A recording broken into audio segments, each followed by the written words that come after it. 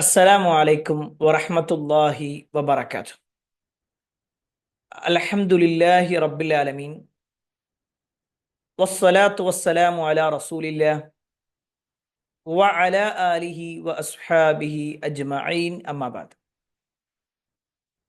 അല്ലാഹുമ്മ സ്വല്ലി അലാ മുഹമ്മദിൻ വഅലാ ആലി മുഹമ്മദ് കമാ സ്വല്ലൈത അലാ ഇബ്രാഹീം വഅലാ ആലി ഇബ്രാഹീം ഇന്നക ഹമീദും മജീദ്. അല്ലാഹുമ്മ ബാരിക് അലാ മുഹമ്മദിൻ വഅലാ ആലി മുഹമ്മദ് കമാ ബാറക്ത അലാ ഇബ്രാഹീം വഅലാ ആലി ഇബ്രാഹീം ഇന്നക ഹമീദും മജീദ്. അഊദു ബില്ലാഹി മിനശ് ശൈത്വാനിർ റജീം. ബിസ്മില്ലാഹിർ റഹ്മാനിർ റഹീം. യാ അയ്യുഹല്ലദീന ആമനുത്തഖുല്ലാഹ് ഹഖ്ക തുഖാതിഹി വലാ തമൂതുന്ന ഇല്ലാ വഅൻതും മുസ്ലിമൂൻ. ഏറെ സ്നേഹാദനീയരായ സഹോദരങ്ങളെ, സഹോദരിമാരെ, സത്യവിശ്വാസികളെ, അള്ളാഹുവിൻ്റെ വിധിവിലക്കൽ അനുസരിച്ചുകൊണ്ടും പ്രവാചകൻ സല്ലല്ലാഹു അലൈഹി വസല്ലമയുടെ ജീവിതചര്യ പിൻപറ്റിക്കൊണ്ടും ജീവിക്കണമേ എന്ന് ആദ്യമായി എന്നോടും തുടർന്ന് നിങ്ങൾ ഓരോരുത്തരോടും ഉണർത്തുകയാണ്, വസിയ്യത്ത് ചെയ്യുകയാണ്. അള്ളാഹുവിൻ്റെ അപാരമായ അനുഗ്രഹത്താൽ കഴിഞ്ഞ ഏതാനും ആഴ്ചകളായി, മാസങ്ങളായി വിശുദ്ധ ഖുർആനിലെ 1-ാം അധ്യായം സൂറത്തുൽ ബഖറ പഠിക്കുക എന്ന മഹത്തായ ലക്ഷ്യത്തിലാണ് നമ്മൾ ഒരുമിച്ച് കൂടിയിട്ടുള്ളത്. നമ്മുടെ ഈ ഒരുമിച്ച് കൂടൽ അല്ലാഹു സുബ്ഹാനഹു തആല സ്വാലിഹായ ഒരു സൽക്കർമ്മമായി നമ്മിൽ നിന്നും സ്വീകരിക്കുമാറാവട്ടെ. അതോടൊപ്പം നമ്മൾ ഏതൊരു ലക്ഷ്യത്തിലാണോ ഒരുമിച്ച് കൂടിയിട്ടുള്ളത്, ആ ലക്ഷ്യം ഏറ്റവും എളുപ്പത്തിൽ പൂർത്തീകരിക്കാനും വിശുദ്ധ ഖുർആനിലെ ഏറ്റവും വലിയ അധ്യായമായ സൂറത്തുൽ ബഖറ എത്രയും പെട്ടെന്ന് പഠിക്കാനും ഒക്കെയുള്ള തൗഫീക്ക് അള്ളാഹു നമുക്കെല്ലാം നൽകുമാറാവട്ടെ. അൽഹംദുലില്ലാ, അള്ളാഹുവിൻ്റെ അനുഗ്രഹത്താൽ കഴിഞ്ഞ 19 ക്ലാസ്സുകളിലൂടെ വിശുദ്ധ ഖുർആനിലെ സൂറത്തുൽ ബഖറയിലെ 25 ആയത്തുകൾ നമ്മൾ പഠിച്ചു. ഒരു പക്ഷേ അതിനു മുമ്പ് തന്നെ ഈ 25 ആയത്തുകളും മനഃപ്പാടമുള്ളവരും നമ്മുടെ കൂട്ടത്തിലുണ്ടാവാം. പക്ഷേ അതുവരെ നമ്മൾ പഠിച്ചതിൽ നിന്നും വ്യത്യസ്തമായി ഈ ഒരു തവണ നമ്മൾ 25 ആയത്തുകൾ പഠിക്കുമ്പോൾ അതിൻ്റെ അർത്ഥവും ആശയവും മനസ്സിലാക്കി, ഒരു പക്ഷേ ഓരോ തവണയും ആയത്തുകൾ ഓതുമ്പോൾ നമ്മൾ ക്ലാസ് എടുത്ത വിഷയം വരെ നമ്മുടെ മനസ്സിലേക്ക് ഇങ്ങനെ കയറി വന്നിട്ടുണ്ടാകും. ഓരോ വിശദീകരണങ്ങളും നമുക്ക് ബോധ്യപ്പെട്ടുകൊണ്ട് പഠിച്ചു പോകുന്നൊരവസ്ഥയാണ് ഉണ്ടായത്. അതുകൊണ്ട് തന്നെ ഇനിയും ഏറ്റവും എളുപ്പത്തിൽ പഠിക്കണം എന്ന ഒരു ആഗ്രഹമാണ് നമ്മളിൽ ഉണ്ടാവേണ്ടത്. ഞാൻ ഇങ്ങനെ ഒരു ആമുഖം പറയാനുള്ള കാരണം, ഏകദേശം പിശാച് നമ്മളെ പിടിക്കേണ്ട ഒരു ടൈം ആയിട്ടുണ്ട്. കാരണം ചെറിയൊരു മടിയൊക്കെ വന്ന് അത് പിന്നെ കേൾക്കാമെന്ന് പറഞ്ഞ്, അല്ലെങ്കിൽ അങ്ങനെ ഒന്ന് മനസ്സിലേക്ക് ഇട്ട് തന്ന് ഓരോ തിരക്കുകളിൽ നിന്ന് തിരക്കുകളിലേക്ക് നമ്മുടെ മനസ്സിനെയും നമ്മുടെ ചിന്തകളെയും നമ്മുടെ കുടുംബ പശ്ചാത്തലങ്ങളെയും നമ്മുടെ ആരോഗ്യസ്ഥിതിയെയും ഒക്കെ പിശാച് കൊണ്ടുപോകേണ്ട സമയമായിട്ടുണ്ട്. അങ്ങനെ പറയാനുള്ള കാരണം, എപ്പോൾ നമ്മൾ ഖുർആൻ ക്ലാസ്സിൽ, ഇപ്പം ഞാൻ ഒരുപാട് ക്ലാസ്സുകൾ എടുത്ത ഒരാൾ എന്ന നിലക്കും, അല്ലെങ്കിൽ എടുക്കുന്ന ഒരാൾ, പ്രത്യേകിച്ച് ഇങ്ങനത്തെ പല കോഴ്സുകളും എടുക്കുന്ന ഒരാൾ എന്ന നിലക്ക് പറയാം, ഒരു മാസം, 1.5 മാസം, മാക്സിമം 2 മാസം ആകുമ്പോഴേക്ക് ഏകദേശം ഇങ്ങനെ ആളുകൾ ഒന്ന് ബാക്കിലേക്ക് ഇങ്ങനെ പോകാൻ തുടങ്ങും. അതിൻ്റെ കാരണം എന്താണെന്ന് വെച്ച് കഴിഞ്ഞാൽ, നമ്മുടെ നമ്മുടെ ചിന്തകളിൽ നിന്ന് അപ്പുറത്തേക്ക് കുറേ കാര്യങ്ങളിലേക്ക് നമ്മളെങ്ങനെ ഇൻവോൾവ് ചെയ്യിപ്പിക്കും. നിങ്ങൾക്ക് ഓരോരുത്തർക്കും ഇപ്പോൾ അനുഭവം ഉണ്ടാകും. ഇപ്പൊ തിങ്കളാഴ്ച, ആദ്യ തിങ്കളാഴ്ച എന്നുള്ളതും വ്യാഴാഴ്ച എന്നുള്ളതും വലിയ താല്പര്യത്തോടു കൂടി നമ്മൾ കേട്ടിരുന്നതാണെങ്കിൽ, പിന്നീട് ഇങ്ങനെ താരതമ്യേന ഇങ്ങനെ കുറയുന്നൊരവസ്ഥ ഉണ്ടാകും. എല്ലാവർക്കും അങ്ങനെയാണെന്നല്ല, ചില ആളുകൾക്കെങ്കിലും അങ്ങനെ ഒരു കുറച്ച് കഴിഞ്ഞിട്ട് കേട്ടാൽ പോരെ, അല്ലെങ്കിൽ ഇന്നിപ്പോൾ ഉച്ചക്ക് കേൾക്കേണ്ടതില്ല, ഇന്ന് എന്തായാലും ഇപ്പോൾ കുറച്ച് കഴിഞ്ഞാൽ ഗ്രൂപ്പിൽ പോസ്റ്റ് ചെയ്യുമല്ലോ, അപ്പം കേൾക്കാം, അല്ലെങ്കിൽ ഒരു 3 ദിവസം കിട്ടുന്നുണ്ടല്ലോ, അപ്പോൾ പിന്നെ കേൾക്കാം. ഇനിയും ചിലപ്പോൾ വീണ്ടും അവസരങ്ങൾ കിട്ടിയാലോ, അതുകൊണ്ട് പിന്നെ കേൾക്കാം. ഇങ്ങനെ ഓരോന്നും നമ്മളെ പിന്നിലേക്ക് കൊണ്ടുപോകുന്ന ഒരു ശൈത്താനിയത്ത്, ഒരു പൈശാചികത നമ്മളിലുണ്ട്. അതുകൊണ്ട് തന്നെ നമ്മൾ എപ്പോഴും റബ്ബിനോട് പ്രാർത്ഥിക്കണം. നമ്മുടെ ആ ഒരു ഉന്മേഷത്തെയും താല്പര്യത്തെയും ഇല്ലാതാക്കുക എന്നതാണ് പിശാചിന്റെ ഉദ്ദേശമെങ്കിൽ, എന്താണോ പിശാച് നമ്മളെ കൊണ്ട് ചെയ്യാൻ ഉദ്ദേശിക്കുന്നത് അതിൽ നിന്നും തികച്ചും വ്യത്യസ്തമായി ഏറ്റവും താല്പര്യത്തോടുകൂടി ആവേശത്തോടുകൂടി എൻ്റെ ദീന്, എൻ്റെ ഖുർആൻ, ഇത് ഞാൻ പഠിക്കേണ്ടതാണ്, ഞാനാണ് ഇത് പഠിക്കേണ്ടത്, എനിക്കാണ് പഠിക്കേണ്ടത്, ആ ഒരു ചിന്തയിൽ തന്നെ ഇനി അങ്ങോട്ടുള്ള ക്ലാസ്സുകളും അതുപോലെ തന്നെ നമ്മുടെ ഗ്രൂപ്പിലുള്ള ഇടപെടലുകളാവട്ടെ പഠനങ്ങളാവട്ടെ എല്ലാം മുന്നോട്ട് കൊണ്ടുപോകണമെന്ന് ആമുഖമായി ഓർമ്മപ്പെടുത്തുകയാണ്. ഇൻഷാ അല്ലാഹ് ഇന്ന് നമ്മൾ പഠിക്കാൻ തുടങ്ങുന്നത്, നമ്മൾ ഇതുവരെ 25 ആയത്തുകൾ പഠിച്ചു കഴിഞ്ഞു. ഇനി നമ്മൾ 26, 27 ആയത്തുകളെ കുറിച്ചാണ് ഇൻഷാ അല്ലാഹ് ഇന്ന് പഠിക്കാൻ പോകുന്നത്. നമ്മളിതിന് മുമ്പൊക്കെ പല ഭാഗങ്ങളും ആദ്യം മുതലുള്ള ഭാഗം കൂടി വിശദീകരിച്ചിട്ടാണ് നമ്മൾ പറഞ്ഞിരുന്നത്. എന്നാൽ ഈ ഒരു മൊഡ്യൂൾ, മൂന്നാമത്തെ മൊഡ്യൂളിലേക്ക് നമ്മൾ പ്രവേശിക്കുകയാണ്. 2 മൊഡ്യൂളുകൾ അൽഹംദുലില്ലാഹ് നമ്മൾ കഴിഞ്ഞു. ഓരോ ഭാഗം തിരിച്ചുകൊണ്ട് പഠിക്കുക എന്നുള്ളതാണ് ഇവിടെ മൊഡ്യൂൾ എന്നതുകൊണ്ട് ഉദ്ദേശിക്കുന്നത്. ഇൻഷാ അല്ലാഹ് ഇന്ന് നമ്മൾ 2 ആയത്തുകൾ പഠിപ്പിക്കുന്നുണ്ട്. അതിൽ 27ാമത്തെ ആയത്ത് താരതമ്യേന ചെറുതാണ്, എന്നാൽ 26ാമത്തത് കുറച്ച് വലുതാണ്. അതുകൊണ്ട് തന്നെ ഇന്നും നാളെയും ഒക്കെ ആയിട്ട് നിങ്ങൾ 26ാമത്തെ ആയത്ത് പഠിച്ചാൽ മതി. 27 അതിൻ്റെ ശേഷമുള്ള ദിവസം പഠിക്കാൻ നോക്കാം. ഏതായിരുന്നാലും നമുക്ക് നേരെ വിഷയത്തിലേക്ക് വരാം. കൂടുതൽ ആമുഖം പറഞ്ഞ് ദീർഘിപ്പിക്കുന്നില്ല. നമ്മൾ ആദ്യം ഒന്ന് ഓതി നോക്കാം. 2 ആയത്തുകൾ ഏതാന്നുള്ളതെന്ന് ഓതി നോക്കാം. 26, 27 ആയത്തുകളാണ്. എല്ലാവരും എൻ്റെ കൂടെ ഓതാൻ നോക്കുക കേട്ടോ. എല്ലാവരും കൂടെ ഓതാൻ നോക്കുക. നമ്മൾ ആദ്യം ഒന്ന് പൂർണ്ണമായിട്ട് ഓതുക, പിന്നെ ഓരോ ആയത്തുകളായിട്ട് നമുക്ക് ഓതാം. അഊദു ബില്ലാഹി മിനശ് ശൈത്വാനിർ റജീം.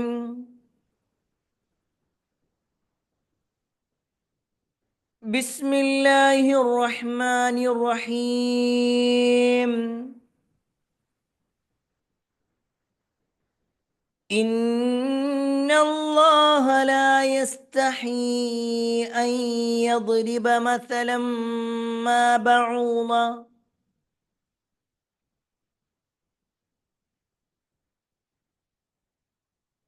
أن يضرب مثلا ما بعوضة فما فوقها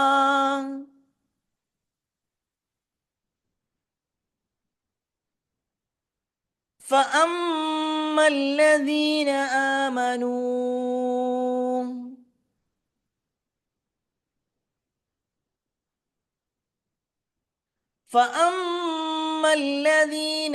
آمنوا فيعلمون أنه الحق من ربهم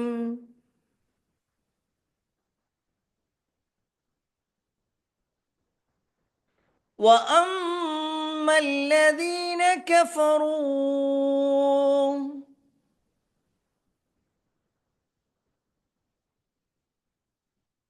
فيقولون ماذا أراد الله بهذا مثلا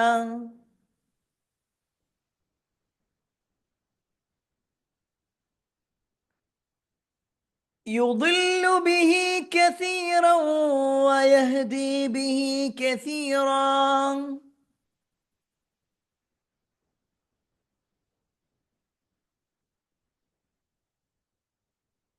وما يضل به إلا الفاسقين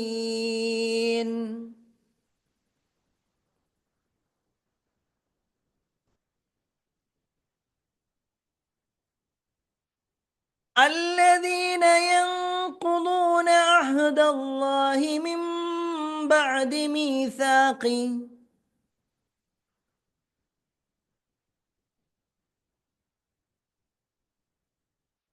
الذين ينقضون عهد الله من بعد ميثاقه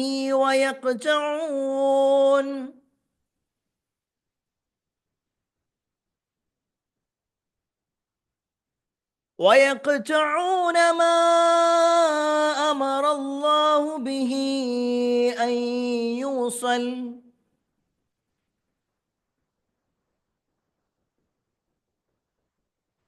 ويقطعون ما أمر الله به أن يوصل ويفسدون في الأرض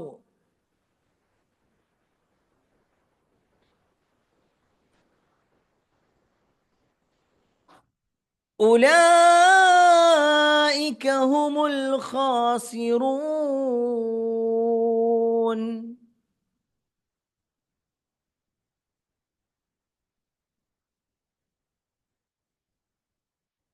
ഓക്കെ, അപ്പൊ നമ്മൾ രണ്ട് ആയത്തുകളാണ് ഇൻഷാ അല്ലാഹ് ഇന്ന് പഠിക്കാൻ ഉദ്ദേശിക്കുന്നത്. ഒന്ന് 26-ാമത്തെ ആയത്തും മറ്റൊന്ന് 27-ാമത്തെ ആയത്തും. ഈ രണ്ട് ആയത്തുകളിലും ചില പ്രത്യേകമായ കാര്യങ്ങൾ പറയുന്നുണ്ട്. ഇൻഷാ അല്ലാഹ് നമുക്ക് അതിലേക്ക് വരാം. അതിനു മുമ്പ് 26-ാമത്തെ ആയത്തിലെ പൊതുവെ തെറ്റാവുന്ന ചില കാര്യങ്ങൾ നമ്മളിപ്പോൾ എല്ലാവരും ഓതി, പക്ഷെ പല ആളുകൾക്കും പിഴവ് വരാൻ സാധ്യതയുള്ള ഭാഗം ഒന്ന് നമുക്കൊന്ന് പറയാം. അതോടൊപ്പം ഇന്ന് നമ്മളൊരു പൊതു നിയമത്തെ കൂടി നമ്മൾ ഇന്ന് തജ്വീദിന്റെ ഒരു നിയമം കൂടി പഠിക്കുകയാണ്. വളരെ പ്രധാനപ്പെട്ട ഒരു നിയമമാണ്. ഇൻഷാ അല്ലാഹ് നമുക്കൊന്ന് സൂചിപ്പിക്കാം. ആദ്യം നോദാ, ഇന്നല്ലാഹ ലാ യസ്തഹീ.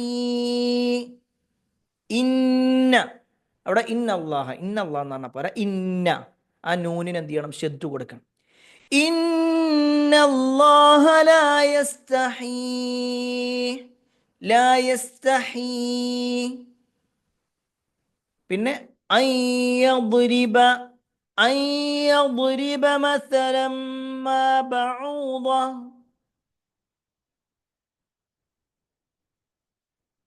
അയ്യദ്രിബ മസലം മാ ബഊദതൻ ഫമാ ഫൗഖഹാ.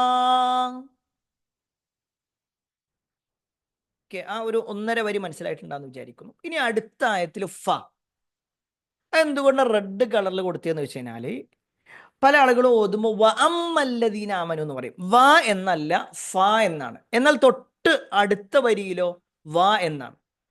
ഇവിടെ ഫ അമ്മല്ലദീന ആമനു എന്നാണ്, മറ്റേതോ വ അമ്മല്ലദീന കഫറു എന്നാണ്.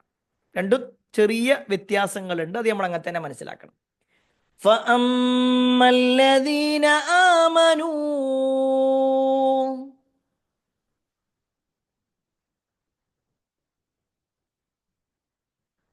فيعلمون أنه الحق من ربهم. من ربهم، من ربهم എന്നല്ല പറ, من ربهم. فيعلمون أنه الحق من ربهم.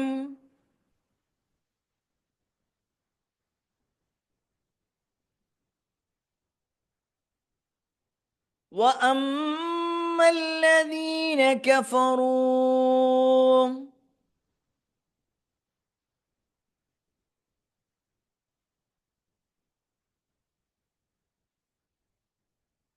وأما الذين كفروا فيقولون ماذا ماذا. കുറച്ചൊന്നും കിട്ടണം കേട്ടോ, അങ്ങനെ തന്നെ ഓതണേ. فيقولون ماذا أراد الله بهذا مثلا.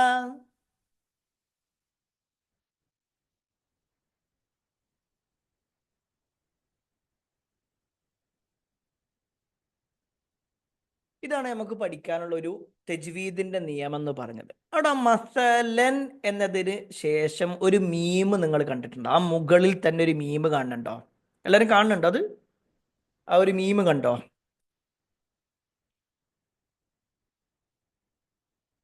മസലൻ, ആ ഒരു മീം കാണുന്നുണ്ടോ?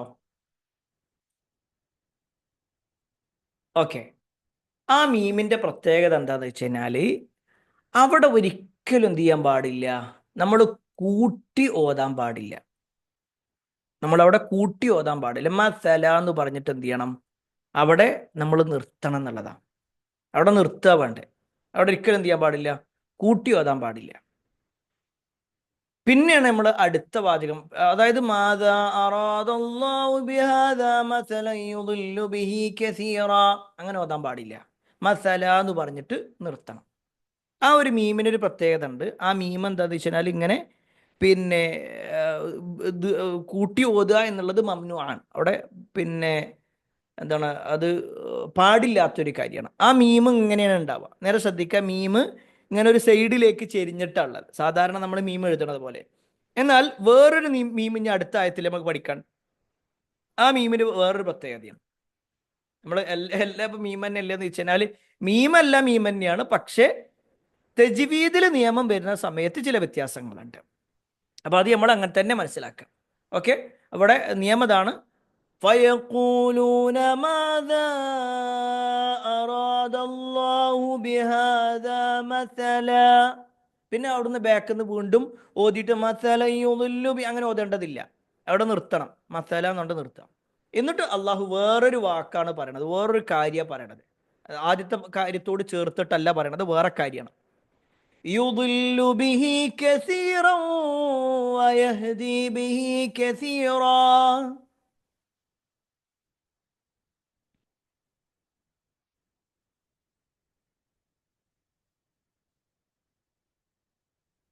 وما يضل به إلا الفاسقين.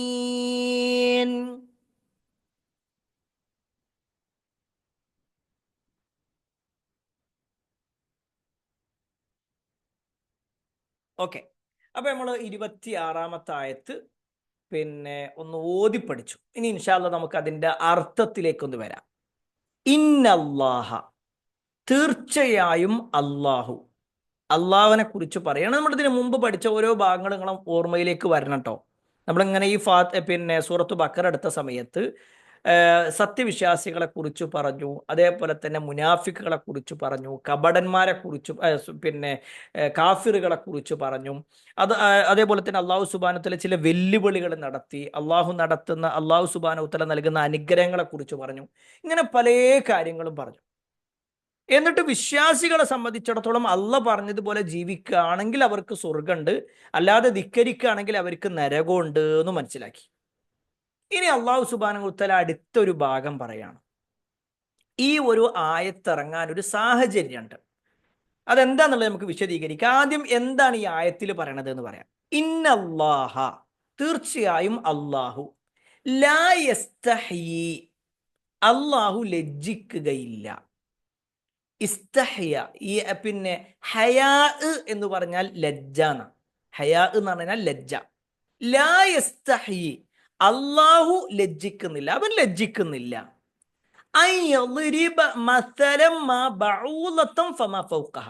അൻ യദ്രിബ, ഉദാഹരിക്കുന്നതിനെ. അള്ളാഹു ഒരു കാര്യം ഉദാഹരിക്കുന്നതിന് അള്ളാഹ്ക്ക് എന്തില്ല? ഒരു ലജ്ജയില്ല.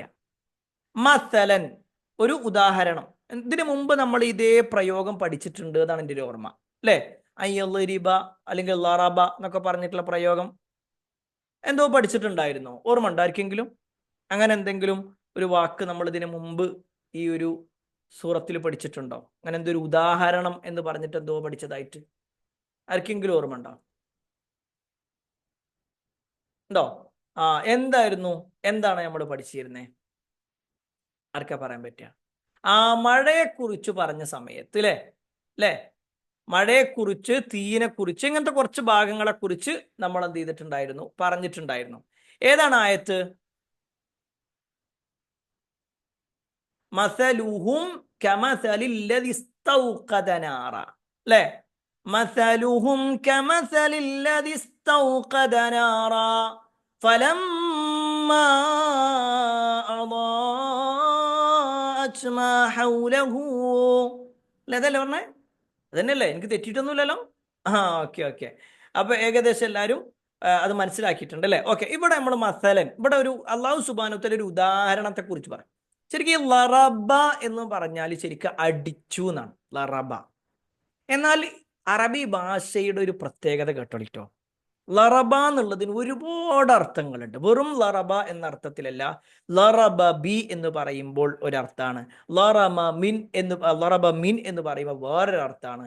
അല്ലെങ്കിൽ പിന്നെ ലറബയുടെ തന്നെ വേറെ പല പ്രയോഗങ്ങൾ കാണാൻ പറ്റും. അപ്പൊ ലറബ എന്ന് പറഞ്ഞാൽ ശരിക്കും നമ്മൾ അടിച്ചു, അങ്ങനെ ഒരു അടി അടിച്ചു കഴിഞ്ഞാൽ ലറബ എന്ന് പറയും. ഞാൻ അടിച്ചു എന്ന് പറയുമ്പോൾ ലറബ്തു എന്ന് പറയും. എന്നാൽ വെട്ടി എന്നുള്ളതിനും ലറബ എന്ന് പറയും. അതേപോലെ തന്നെ ഈ പറഞ്ഞ രൂപത്തിൽ ചില ഉദാഹരിച്ചു ഖുർആനിൽ തന്നെ കാണാൻ പറ്റും. ലറബല്ലാഹു മസലൻ ലില്ലദീന ആമനൂ ലറബല്ലാഹു മസലൻ ലില്ലദീന കഫറൂ. സത്യവിശ്വാസികൾക്ക് ഇതാ അള്ളാഹു ഒരു ഉദാഹരണം നിങ്ങൾക്ക് പറഞ്ഞു തരികയാണ്, സത്യനിഷേധികൾക്ക് അള്ളാഹു ഒരു ഉദാഹരണം പറഞ്ഞു തരികയാണ് എന്ന് പറഞ്ഞിട്ട് അള്ളാഹു ഖുർആനിൽ പറയുന്നുണ്ട്. ഇവിടെ എന്താന്ന് വെച്ചാല് ഇന്നല്ലാഹ ലാ യസ്തഹയി, അള്ളാഹു സുബ്ഹാനഹു തആല ലജ്ജിക്കുന്നില്ല, അയ്യദ്രിബ ഒന്ന് ഉദാഹരിക്കുന്നതിൽ, മസലൻ ഒരു ഉദാഹരണമായിട്ട് ഒരു കാര്യം അറിയിക്കുന്നതിൽ, ഒരു ഉപമ പറയുന്നതിൽ, ഒരു ഉദാഹരണം പറയുന്നതിൽ അള്ളാഹു ലജ്ജിക്കുന്നില്ല. എന്തിന്? മാ ബഊലത്തൻ ഫമാ ഫൗഖഹ, ഒരു ബഊലത്തോ അതിൽ താഴെയോ. ബഊലത്ത് എന്ന് പറഞ്ഞാല് കൊതുകിന് പറയുന്ന പേരാണ്. ബഊല എന്ന് പറഞ്ഞാൽ കൊതുക്. അപ്പൊ ഒരു കൊതുകോ അതിനേക്കാൾ നിസ്സാരമായത്. ഇവിടെ ഫൗഖഹ എന്ന് പറഞ്ഞു കഴിഞ്ഞാൽ അതിനേക്കാൾ ഉയരത്തിലുള്ളത് എന്ന അർത്ഥത്തിലല്ല, അതിനേക്കാൾ ചെറിയ ഒന്ന്. നമ്മൾ പറയില്ലേ കടുകിനോളം വലിപ്പമുള്ളത് എന്നൊക്കെ പറയില്ലേ, അതുപോലെ ആ ബഊലത്താവട്ടെ അതിനേക്കാൾ ചെറുതാവട്ടെ, അതിനെ ഉദാഹരിക്കുക എന്നതിൽ അള്ളാഹു ലജ്ജിക്കുന്നില്ല. എന്നിട്ട് അള്ളാഹ് പറയണം ഫഅമ്മല്ലദീന ആമനു, അപ്പോൾ സത്യവിശ്വാസികളെ സംബന്ധിച്ചിടത്തോളം, അപ്പോൾ ഫഅമ്മ എന്നാൽ, അപ്പോൾ അമ്മ എന്നാൽ, അല്ലദീന ആമനു സത്യവിശ്വസിച്ച ആളുകൾ, സത്യവിശ്വാസികളായിട്ടുള്ളവർ, ഫയഅലമൂന അപ്പോൾ യഅലമൂന അവരറിയും, യഅലമു അലിമ യഅലമു അവർ അറിയും, ഫയഅലമൂന അപ്പോൾ അവരറിയും, അന്നഉൽ ഹഖ്ഖു മിർ റബ്ബിഹിം തങ്ങളുടെ രക്ഷിതാവിങ്കൽ നിന്നുള്ള യാഥാർത്ഥ്യമാണ് എന്നുള്ളത് സത്യവിശ്വാസികൾ മനസ്സിലാക്കും. ഇവിടെ നേരെ ശ്രദ്ധിക്കാം, അല്ലാഹു സുബ്ഹാനഹു തആല ഒരു ഉദാഹരണം പറയുന്നതിൽ അള്ളാഹ്ക്ക് ലജ്ജയൊന്നുമില്ല. എന്തെങ്കിലും ഒരു കാര്യം ഉദാഹരണം പറയുക എന്നുള്ളത്, ഇനിയിപ്പോൾ അതൊരു കൊതുകാണെങ്കിലും ശരി, അതിനേക്കാൾ ചെറിയൊരു സാധനമാണെങ്കിലും ശരി, അതിനെ ഉദാഹരിച്ചു പറയുക എന്നുള്ളതിൽ അള്ളാഹ്ക്ക് ലജ്ജയൊന്നുമില്ല. അത് സത്യവിശ്വാസികളാവട്ടെ അത് മനസ്സിലാക്കിക്കൊണ്ട് അവർ പെരുമാറും, ആ സത്യത്തെ സത്യവിശ്വാസികൾ ഉൾക്കൊള്ളും.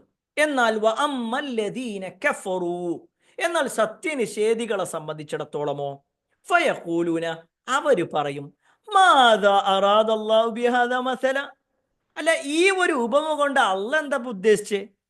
അള്ളാഹ് ഇതിലിപ്പോ എന്താ ഇങ്ങനെയൊക്കെ ഒരു ഉദാഹരണമൊക്കെ പറയണത്? ഈ രൂപത്തിൽ അവര് അള്ളാഹു നൽകിയ ഉദാഹരണത്തെ അല്ലെങ്കിൽ അള്ളാഹു പറയുന്ന ഉപമകളെ അവര് കളിയാക്കുന്ന, അവര് മോശമാക്കുന്ന ഒരവസ്ഥയാണ്. എന്നിട്ട് അള്ളാഹ് പറയാണ് യുദില്ലു ബിഹി കസീറ വയഹ്ദി ബിഹി കസീറ. അള്ളാഹു ഉദ്ദേശിക്കുന്ന അല്ലെങ്കിൽ അവരിൽ ചില ആളുകൾ, അള്ളാഹു ധാരാളം ആളുകൾ എന്ത് ചെയ്യും? വഴിപിഴവിലാക്കുകയും ചെയ്യും, ധാരാളം ആളുകളെ ഹിദായത്തിലാക്കി നേർമാർഗത്തിലാക്കുകയും ചെയ്യും. വമാ യുദില്ലു ബിഹി ഇല്ലൽ ഫാസിഖീൻ, എന്നാൽ അധർമ്മകാരികളല്ലാത്ത, ഫാസിക്കുകളായ, താന്തോന്നികളല്ലാത്ത ആരും എന്ത് ചെയ്യൂല? ഈ വഴി പിടക്കണ ഒരവസ്ഥ ഉണ്ടാവില്ല. കുറച്ച് വലിയ ഒരായത്താണ്. ഒരുപാട് കാര്യങ്ങൾ ഈ ഒരു ആയത്തിൽ അള്ളാഹു നമ്മൾ അറിയിക്കുന്നുണ്ട്. ഈ ആയത്ത് നേരെ ശ്രദ്ധിക്കണേ. ഇന്നല്ലാഹ ലാ യസ്തഹി അൻ യദ്രിബ മസലൻ മാ ബഊലതൻ ഫമാ ഫൗഖഹ. അവിടെ ഒരു വാചകാണ് ഫഅമ്മല്ലദീന ആമനു ഫയഅലമൂന അന്നഹുൽ ഹഖ്ഖു മിർ റബ്ബിഹിം. അതൊരു മറ്റൊരു കാര്യമാണ്. വഅമ്മല്ലദീന കഫറൂ ഫയഖൂലൂന മാദാ അറാദല്ലാഹു ബിഹാദാ മസല. അത് വേറൊന്നാണ്. യുദില്ലു ബിഹി കസീറൻ വയഹ്ദി ബിഹി കസീറ. അത് മറ്റൊന്നാണ്. വമാ യുദില്ലു ബിഹി ഇല്ലൽ ഫാസിഖീൻ. അത് അടുത്തതാണ്. ഇത് ഓരോന്നും നമ്മൾ വിശദീകരിക്കുകയാണ്. നേരെ ശ്രദ്ധിക്കണം, എല്ലാവരും ശ്രദ്ധിക്കണേ. അതിൽ ഒന്നാമത്തെ കാര്യം, അല്ലാഹു സുബ്ഹാനഹു തആല ഒരു ഉദാഹരണത്തെ കുറിച്ചാണ് ഇതിൽ പറയുന്നത്. നമ്മൾ വിശുദ്ധ ഖുർആൻ നോക്കിക്കഴിഞ്ഞാൽ ഒരുപാട് ഉദാഹരണങ്ങളുണ്ട്. നമ്മൾ കഴിഞ്ഞ അതിൽ തന്നെ മസലുഹും കമസലില്ലദി ഇസ്തൗഖദ നാറ എന്നുള്ളതൊരു ഉദാഹരണം പറഞ്ഞു. അതല്ലാതെ അല്ലാഹു സുബ്ഹാനഹു തആല സത്യവിശ്വാസികളെ നെൽക്കതിരുമായിട്ട് സാമ്യപ്പെടുത്തിക്കൊണ്ട് പറയുന്നതുണ്ട്. ആകാശത്തിനെ ഉദാഹരിക്കുന്നുണ്ട്, ജീവിവർഗങ്ങളെ ഉദാഹരിക്കുന്നുണ്ട്, എട്ടുകാലിയുടെ വലയെക്കുറിച്ച് ഉദാഹരിക്കുന്നുണ്ട്. ഇങ്ങനെ ഒരുപാട് ഉദാഹരണങ്ങൾ. അതെന്തിനാണ് അള്ളാഹു സുബ്ഹാനഹു വതആല ഉദാഹരണങ്ങൾ പറയണത്? എന്തിനാ? വെറുതെ ഇങ്ങനെ എന്തെങ്കിലുമൊക്കെ പറയില്ല, എന്നാ പിന്നെ എന്തെങ്കിലും കൊണ്ട് പറയട്ടെ എന്ന് വിചാരിച്ചിട്ടല്ല. അള്ളാഹു പറയുന്ന ഓരോ ഉദാഹരണമാകട്ടെ, ഉപമകളാവട്ടെ, ഒരു വിശ്വാസിയെ സംബന്ധിച്ചിടത്തോളം കൂടുതൽ അള്ളാഹുവിലേക്ക് അടുക്കാനും അള്ളാഹുവിൻ്റെ നിയമങ്ങൾ അറിയാനും അള്ളാഹിനെ കുറിച്ച് മനസ്സിലാക്കാനും കിട്ടുന്ന അവസരമാണ്. അള്ളാഹു നേരെ, അത് അള്ളാഹിൻ്റെ ഒരു കാരുണ്യം കൂടിയാട്ടോ. അള്ളാഹുവിൻ്റെ ഒരു കാരുണ്യമാണ്. ഇൻഷാ അല്ലാഹ് നമ്മൾ വിശദീകരിക്കാം പിന്നീട്.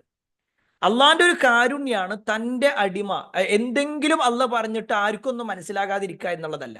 നിങ്ങൾ വിശുദ്ധ ഖുർആൻ നോക്കിക്കഴിഞ്ഞാൽ അള്ളാഹ് പറയുന്ന ഉദാഹരണം ഒന്നിങ്ങനെ വായിച്ചു നോക്കിയാൽ തന്നെയാണ് മനസ്സിലാക്കാൻ പറ്റും എത്രത്തോളം അതിലൂടെ നമുക്ക് ബോധ്യപ്പെടാനുണ്ട് എന്നുള്ളത്.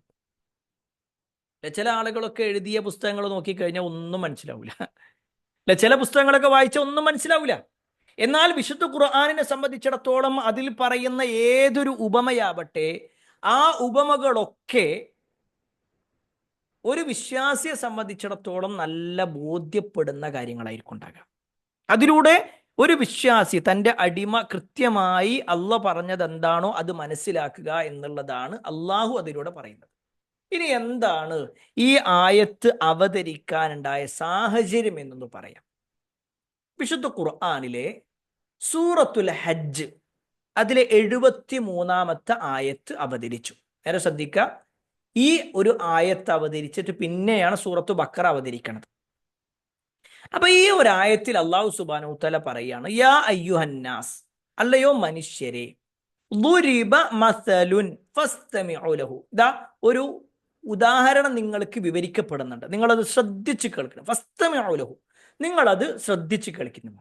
എന്നിട്ട് പറയാണ്, ഇന്നല്ലദീന തദ്ഊന മിൻ ദൂനില്ലാഹ്, അള്ളാഹ്ക്ക് പുറമെ മറ്റുള്ളവരെ വിളിച്ചു പ്രാർത്ഥിക്കുന്ന ആൾക്കാരുണ്ടല്ലോ. അള്ളാഹ്ക്ക് പുറമെയുള്ളവരെ വിളിച്ചു തേടുന്ന ആളുകളില്ലേ, മറ്റുള്ളവരോട് ദുആ നടത്തുന്നവരുണ്ടല്ലോ. ആ വിളിച്ചു പ്രാർത്ഥിക്കുന്ന ഒരാളും ലൻ യഖ്ലുഖു ദുബാബ, അവരൊരു ഈച്ചയെപ്പോലും സൃഷ്ടിക്കൂല. ഒരു ഈച്ചയെപ്പോലും സൃഷ്ടിക്കാൻ കഴിയില്ലാത്തവരാണവർ. വല ബിജ്തമഉ ലഹു, അവർ അതിനു വേണ്ടി എല്ലാവരും ഒരുമിച്ച് കൂടിയാലും ശരി, അല്ലല്ലാത്ത ആരെയെല്ലാം ആരൊക്കെ വിളിച്ചു പ്രാർത്ഥിക്കുന്നുണ്ടോ അവരിൽ ഒരാളല്ല, ആ വിളിക്കപ്പെടുന്ന മുഴുവൻ ആളുകളാവട്ടെ, എന്ത് പേരിട്ട് വിളിച്ചാലും, അത് രാമനാണെങ്കിലും കൃഷ്ണനാണെങ്കിലും ബ്രഹ്മാവാണെങ്കിലും യേശുവാണെങ്കിലും മുഹമ്മദ് നബി ആണെങ്കിലും ഈസാ നബി ആണെങ്കിലും, അതല്ല പിന്നെ ബദിരീങ്ങളാണെങ്കിലും അമ്പർത്തങ്ങളാണെങ്കിലും, എന്ത് പേരിട്ട് വിളിച്ചാലും ശരി, ആരെ വിളിച്ചാലും ശരി, അള്ളാഹ്ക്ക് പുറമെ ആരെ വിളിച്ചാലും ശരി, അവർക്ക് ഒരു ഈച്ചയെപ്പോലും സൃഷ്ടിക്കാൻ കഴിയൂല. അള്ളാഹ് അവിടെ നിർത്തിയില്ല. വഇൻ യസ്ലുബുഹുമുദ്ദുബാബു ശൈഅ ലാ യസ്തൻഖിദൂഹു മിൻഹു, ആ ഒരു ഈച്ച അവരിൽ നിന്ന് വല്ലതും തട്ടിയെടുത്തു. അങ്ങനെ ഭക്ഷണം കഴിക്കാൻ നിൽക്കുന്ന നേരത്ത് പെട്ടെന്നൊരു വറ്റ് വന്നിട്ട് അതിൽ നിന്ന് ഈച്ച എടുത്തുകൊണ്ടുപോവുകയാണ്. അല്ലെങ്കിൽ ഏതെങ്കിലും ഒരു ബിംബത്തിന്റെ മുന്നിൽ വെച്ചിട്ടുള്ള ഭക്ഷണ പദാർത്ഥങ്ങളിൽ നിന്ന് ഒരു ഈച്ച വന്നിട്ട് അത് എടുത്തു കഴിഞ്ഞാൽ അതൊന്ന് തിരിച്ചിങ്ങോട്ട് കൊണ്ടുവരാൻ വരെ ഇവർക്ക് കഴിയൂല.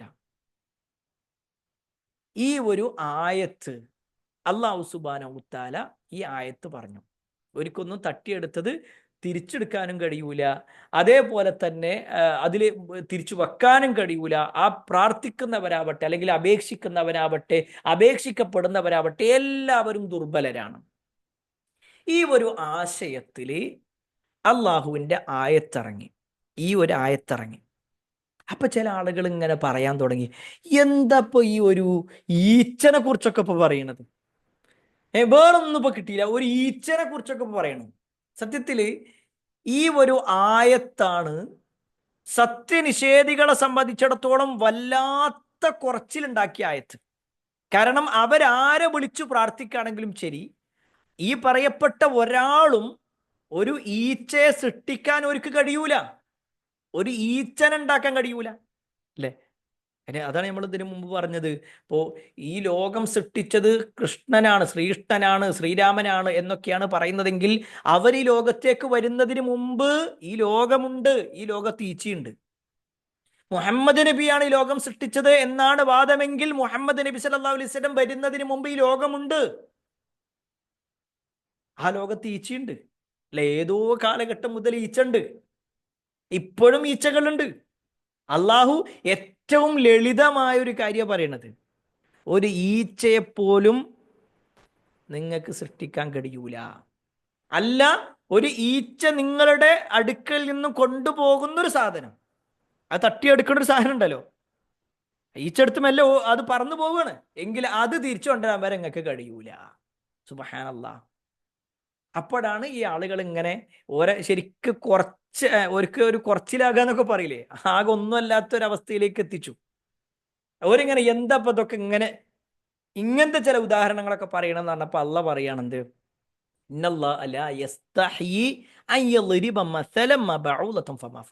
അള്ളാഹ്ക്കൊരു ലജ്ജയില്ല ഏത് കാര്യത്തില്. ഒരു കൊതുക് ആയിക്കോട്ടെ, ഇനി അതിനേക്കാൾ ചെറുതായിക്കോട്ടെ, ഇനി എന്താ ഈ കൊതുകാവട്ടെ അതിനേക്കാൾ ചെറുതാവട്ടെ എന്ന് പറയാനുള്ള കാരണം എന്താ അറിയും? അന്നത്തെ ആളുകളെ സംബന്ധിച്ചിടത്തോളം ഏറ്റവും ചെറുത് എന്ന് പറയാൻ ചിലപ്പോൾ കൊതുകായിരിക്കും ഉണ്ടാകുക, അവർ കണ്ടത് വെച്ചിട്ട്. ഇനി അതിനേക്കാൾ ചെറുത് എന്ത് തന്നെയാണെങ്കിലും, പിന്നീട് കണ്ടെത്തുന്ന ഏതൊരു സൂക്ഷ്മജീവിയാണെങ്കിലും ശരി, അതുവരെ അള്ളാഹു അതിനെ ഒരു ഉദാഹരണം പറയാ എന്നുള്ള നിലക്ക്, ഒരു ഉപമ പറയാ എന്നുള്ള നിലക്ക് അള്ളാഹ് അങ്ങനെ ഒരു ഉദാഹരണം പറയാൻ അള്ളാഹ്ക്ക് ഒരു മടിയില്ല, ഒരു ലജ്ജയില്ല എന്ന്. ഇതാണ് ഈ ഒരു ആയത്തിലൂടെ അള്ളാഹു സുബ്ഹാനഹു വ തആല നമ്മളെ അറിയിക്കുന്ന ഒന്നാമത്തെ കാര്യം. ഇനി രണ്ടാമത്തെ ഒരു വിഷയം എന്താന്ന് വെച്ച് കഴിഞ്ഞാല്, അള്ളാഹു സുബ്ഹാനഹു വ തആല എത്ര നിസ്സാരമായ കാര്യമാണെങ്കിലും അത് അറിയിക്കാൻ അള്ളാഹ്ക്ക് ലജ്ജല്ല എന്ന് മനസ്സിലായല്ലോ. അള്ളാഹു ലജ്ജിക്കുന്നില്ല, അള്ളാഹു ലജ്ജിക്കുന്നില്ല. ഇന്നല്ലാഹ ലാ യസ്തഹയി, അള്ളാഹു സുബ്ഹാനഹു വ തആല ലജ്ജിക്കുന്നേ ഇല്ല. അതായത് നമ്മളൊക്കെ ഇങ്ങനെ ചിലപ്പോൾ പറയുമ്പോൾ, അല്ല അങ്ങനത്തെ ഒക്കെ ഒരു ഉദാഹരണം പറയണോ, അല്ല അതൊക്കെ ഇപ്പൊ ഒരു ഒരു ഒരു ജനങ്ങളോട് പറയാൻ പറ്റുന്നതാണോ എന്നൊക്കെ ചിലപ്പോൾ നമ്മക്ക് തോന്നാം. പക്ഷേ അള്ളാഹിനെ സംബന്ധിച്ചിടത്തോളം ഒരു കാര്യം അറിയിക്കാൻ അള്ളാഹ്ക്കൊരു ലജ്ജയുമില്ല. കാര്യം പറയാനുള്ളത് കൃത്യമായിട്ട് അള്ളാഹു സുബ്ഹാനഹു വ തആല അറിയിക്കും. അത് ആളുകൾക്ക് ഇഷ്ടപ്പെട്ടാലും ഇല്ലെങ്കിലും. ഇപ്പൊ നമ്മൾ മനുഷ്യന്മാര് എന്നുള്ള നിലയ്ക്ക് നമുക്ക് പറയാൻ ചിലപ്പോഴൊക്കെ ലജ്ജ തോന്നും, ചില കാര്യങ്ങളൊക്കെ പറയാൻ അല്ലെ. ഒന്നുമില്ല, ഒരാളെ പിന്നെ നമ്മളിന്ന് പൈസ വാങ്ങിയിട്ട് അത് തിരിച്ചു തരാതെ ഇങ്ങനെ ഇരിക്കണമെന്നുണ്ടെങ്കിൽ ഇനിയിപ്പോ എങ്ങനെ ഇപ്പൊ അയാളോട് ചോദിക്കാം അല്ലെ, നമുക്കൊരു മടി ഉണ്ടാവും ചിലപ്പോൾ. അല്ലെങ്കിൽ വേറെ ചില കാര്യങ്ങളൊക്കെ ഒരാളോട് ചിലപ്പോൾ കടം ചോദിക്കാൻ ചിലപ്പോൾ നമുക്ക് മടി ഉണ്ടാവും, കടം ചോദിക്കാനും മടി ഉണ്ടാകും. എങ്ങനെ ഇപ്പൊ ഞാൻ അവരോട് ചോദിക്കാം, നമുക്ക് ലജ്ജ ഉണ്ടാകും. പല കാര്യങ്ങളും നമുക്ക് ലജ്ജ ഉണ്ട്. എന്നാൽ ദീനിന്റെ ഒരു കാര്യം പറയുക എന്ന വിഷയത്തിൽ, ദീനിന്റെ ഒരു കാര്യം പറയുക എന്ന വിഷയത്തിൽ അള്ളാഹു ഒരിക്കലും ലജ്ജിക്കണില്ല എന്നാണ്. ഇവിടെ നേരെ ശ്രദ്ധിക്കണം കേട്ടോ. ദീനിന്റെ ഒരു കാര്യം പറയാൻ അള്ളാഹ്ക്ക് ലജ്ജല്ല. ഇതേ കാര്യം വിശ്വാസികളുടെ കാര്യത്തിലുണ്ട്. വിശ്വാസികൾ ഒരിക്കലും ലജ്ജ ഉണ്ടാകാൻ പാടില്ല. ദീന് പഠിക്കുന്ന വിഷയത്തിലോ ദീനിന്റെ കാര്യം ചോദിക്കുന്ന വിഷയത്തിലോ ഒന്നും ഒരു നിലക്കും ലജ്ജ ഉണ്ടാകാൻ പാടില്ല. ഹദീസിൽ തന്നെ കാണാൻ പറ്റും, നബി സല്ലല്ലാഹു അലൈഹി വസല്ലമ അൻസാരി പെണ്ണുങ്ങളെ കുറിച്ച് പറയാണ്. അൻസാരി പെണ്ണുങ്ങളുടെ കാര്യം അത്ഭുതം തന്നെ, അവർക്കൊരു മടിയില്ല എന്നറിയും. എന്താ കാര്യം എന്ന് വെച്ച് കഴിഞ്ഞാൽ, അവരുടെ സ്വകാര്യമായ കാര്യങ്ങൾ വരെ, അതായത് ഒരു സ്ത്രീ സഹജമായ ചില സംശയങ്ങൾ ഉണ്ടാകും, അവരുടെ ശാരീരികമായ സംശയങ്ങൾ ഉണ്ടാകും, അവർക്കുള്ള ചില സമയങ്ങളുമായി ബന്ധപ്പെട്ടുകൊണ്ടുള്ള സംശയങ്ങൾ ഉണ്ടാകും. ഈ സംശയം നേരെ ഒരു വരും, എന്നിട്ട് നബിനോട് വന്ന് ചോദിക്കും, ഒരു മടിയില്ലാതെ വന്ന് ചോദിക്കാം. അവിടെയാണ് നബി സല്ലല്ലാഹു അലൈഹി വസല്ലം പറഞ്ഞത് അവരെ കാര്യം അത്ഭുതമാണെന്നാണ് പറയുന്നത്. എന്താ കാര്യം? ദീനിന്റെ കാര്യത്തിൽ, ദീനുമായി ബന്ധപ്പെട്ട ഒരു കാര്യം ചോദിക്കാൻ ഒരിക്കലും ഒരു വിശ്വാസി മടിക്കേണ്ടതില്ല. ദീനാണെങ്കിൽ ഒരു പക്ഷേ വേറുള്ള കാര്യങ്ങളൊക്കെ പറയാൻ ചിലപ്പോൾ മടി വേണ്ടി വരും, അവിടെ ലജ്ജവശം. നമുക്ക് എന്താ വെച്ച് കഴിഞ്ഞാൽ, നമ്മളൊരു പ്രശ്നം പറഞ്ഞുതരാം. നമ്മളൊരു പിന്നെ ഒരു പൊതു സമൂഹത്തിന്റെ പ്രശ്നം എന്താ വെച്ച് കഴിഞ്ഞാൽ, ലജ്ജിക്കേണ്ട ഭാഗത്ത് ഒരു ലജ്ജയില്ല. അവിടെ ഒരു ലജ്ജയില്ലാതെ നാണോ ഇല്ല മാനോ ഇല്ല എന്ന് പറഞ്ഞമാർക്ക് ചാടിക്കളി ഓടിക്കളി എല്ലാ തോന്നിയാസം ചെയ്യാണ്ടാവും. എന്നാൽ ലജ്ജ ആവശ്യമില്ലാത്തൊരു മേഖല ഉണ്ട്, അത് ദീനിന്റെ കാര്യമാണ്, ആരാധനാകർമ്മങ്ങളുടെ കാര്യമാണ് അല്ലെ. എന്നാലും അതിൽ ഭയങ്കര ലജ്ജക്കാരം. ചില ആൾക്കാർ, നിങ്ങൾ ഖുറാൻ ക്ലാസ്സിൽ വെച്ചേ ഞാൻ എങ്ങനെ ഇപ്പോൾ എല്ലാവരുടെ ഇടയിൽ ഇനിയിപ്പോൾ ഖുറാനൊക്കെ എങ്ങനെ എടുത്തിട്ട് വരിക, എന്നിട്ട് അവിടെ ഇരുന്ന് ഓതുക, ഞാൻ അങ്ങനെ ഓതിയിട്ട് ഇങ്ങനെ ഒരാൾക്ക് ഓതി കൊടുക്കുക, എനിക്ക് അതിലൊക്കെ ഒരു മടിയാണ്. പറയാം, എന്തിലെ മടി? അള്ളാന്റെ ദീന് പഠിക്കണ വിഷയത്തിൽ മടി. എന്നാ അതേ ആള് ടിക്കറ്റ് കൊടുത്തിട്ട് നേരെ പോകുന്നുണ്ട്, മാജിക് കാണാൻ വേണ്ടിയിട്ടും സർക്കസ് കാണാൻ വേണ്ടിയിട്ടും ഫെസ്റ്റുകൾ കാണാൻ വേണ്ടിയിട്ടും അതേപോലെ സിനിമ കാണാൻ വേണ്ടിയിട്ടും കല്യാണത്തിൽ ഡാൻസ് കളിക്കാൻ വേണ്ടിയിട്ടും കൈ കൊട്ടാൻ വേണ്ടിയിട്ടും എല്ലാത്തിനും ഒരു റെഡിയാ. അതിനൊന്നും ഒരു ലജ്ജല്ല. ദീനിന്റെ കാര്യം എത്തുമ്പോഴോ ഒരു ഭയങ്കര ലജ്ജുള്ള ആൾക്കാരാണ്. അതെന്നെ പ്രശ്നം. അതാണ് പ്രശ്നം. വേണ്ട ലജ്ജ ഇല്ലാതെയും പോയി, ആവശ്യമില്ലാത്തടത്ത് ലജ്ജ കുത്തിക്കയറ്റും ചെയ്യും. ഇതാണ് പല ആളുകളുടെയും പ്രശ്നം. ഇവിടെ കുറച്ച് വിശദമായിട്ട് പറയേണ്ട ചില കാര്യങ്ങളുണ്ട്. ലജ്ജ എന്നുള്ളത് നഷ്ടപ്പെടുന്നതാണ് ഇന്ന് ലോകത്ത് ഏറ്റവും കൂടുതൽ ആളുകൾ ഹറാമിലേക്ക്, തിന്മയിലേക്ക് പോകാനുള്ള പ്രധാനപ്പെട്ട കാരണം. ലജ്ജ ഇല്ലാതാകുക. എന്താ അങ്ങനെ പറയണതെന്ന് അറിയോ? നിങ്ങൾക്കത് മനസ്സിലാവും, പെട്ടെന്ന് മനസ്സിലാവും. പണ്ടുണ്ടായിരുന്ന ഒരവസ്ഥയിൽ നിന്ന് വളരെ മോശമായി കൊണ്ടിരിക്കുകയാണല്ലോ ഇന്നത്തെ ഒരു സംഭവം.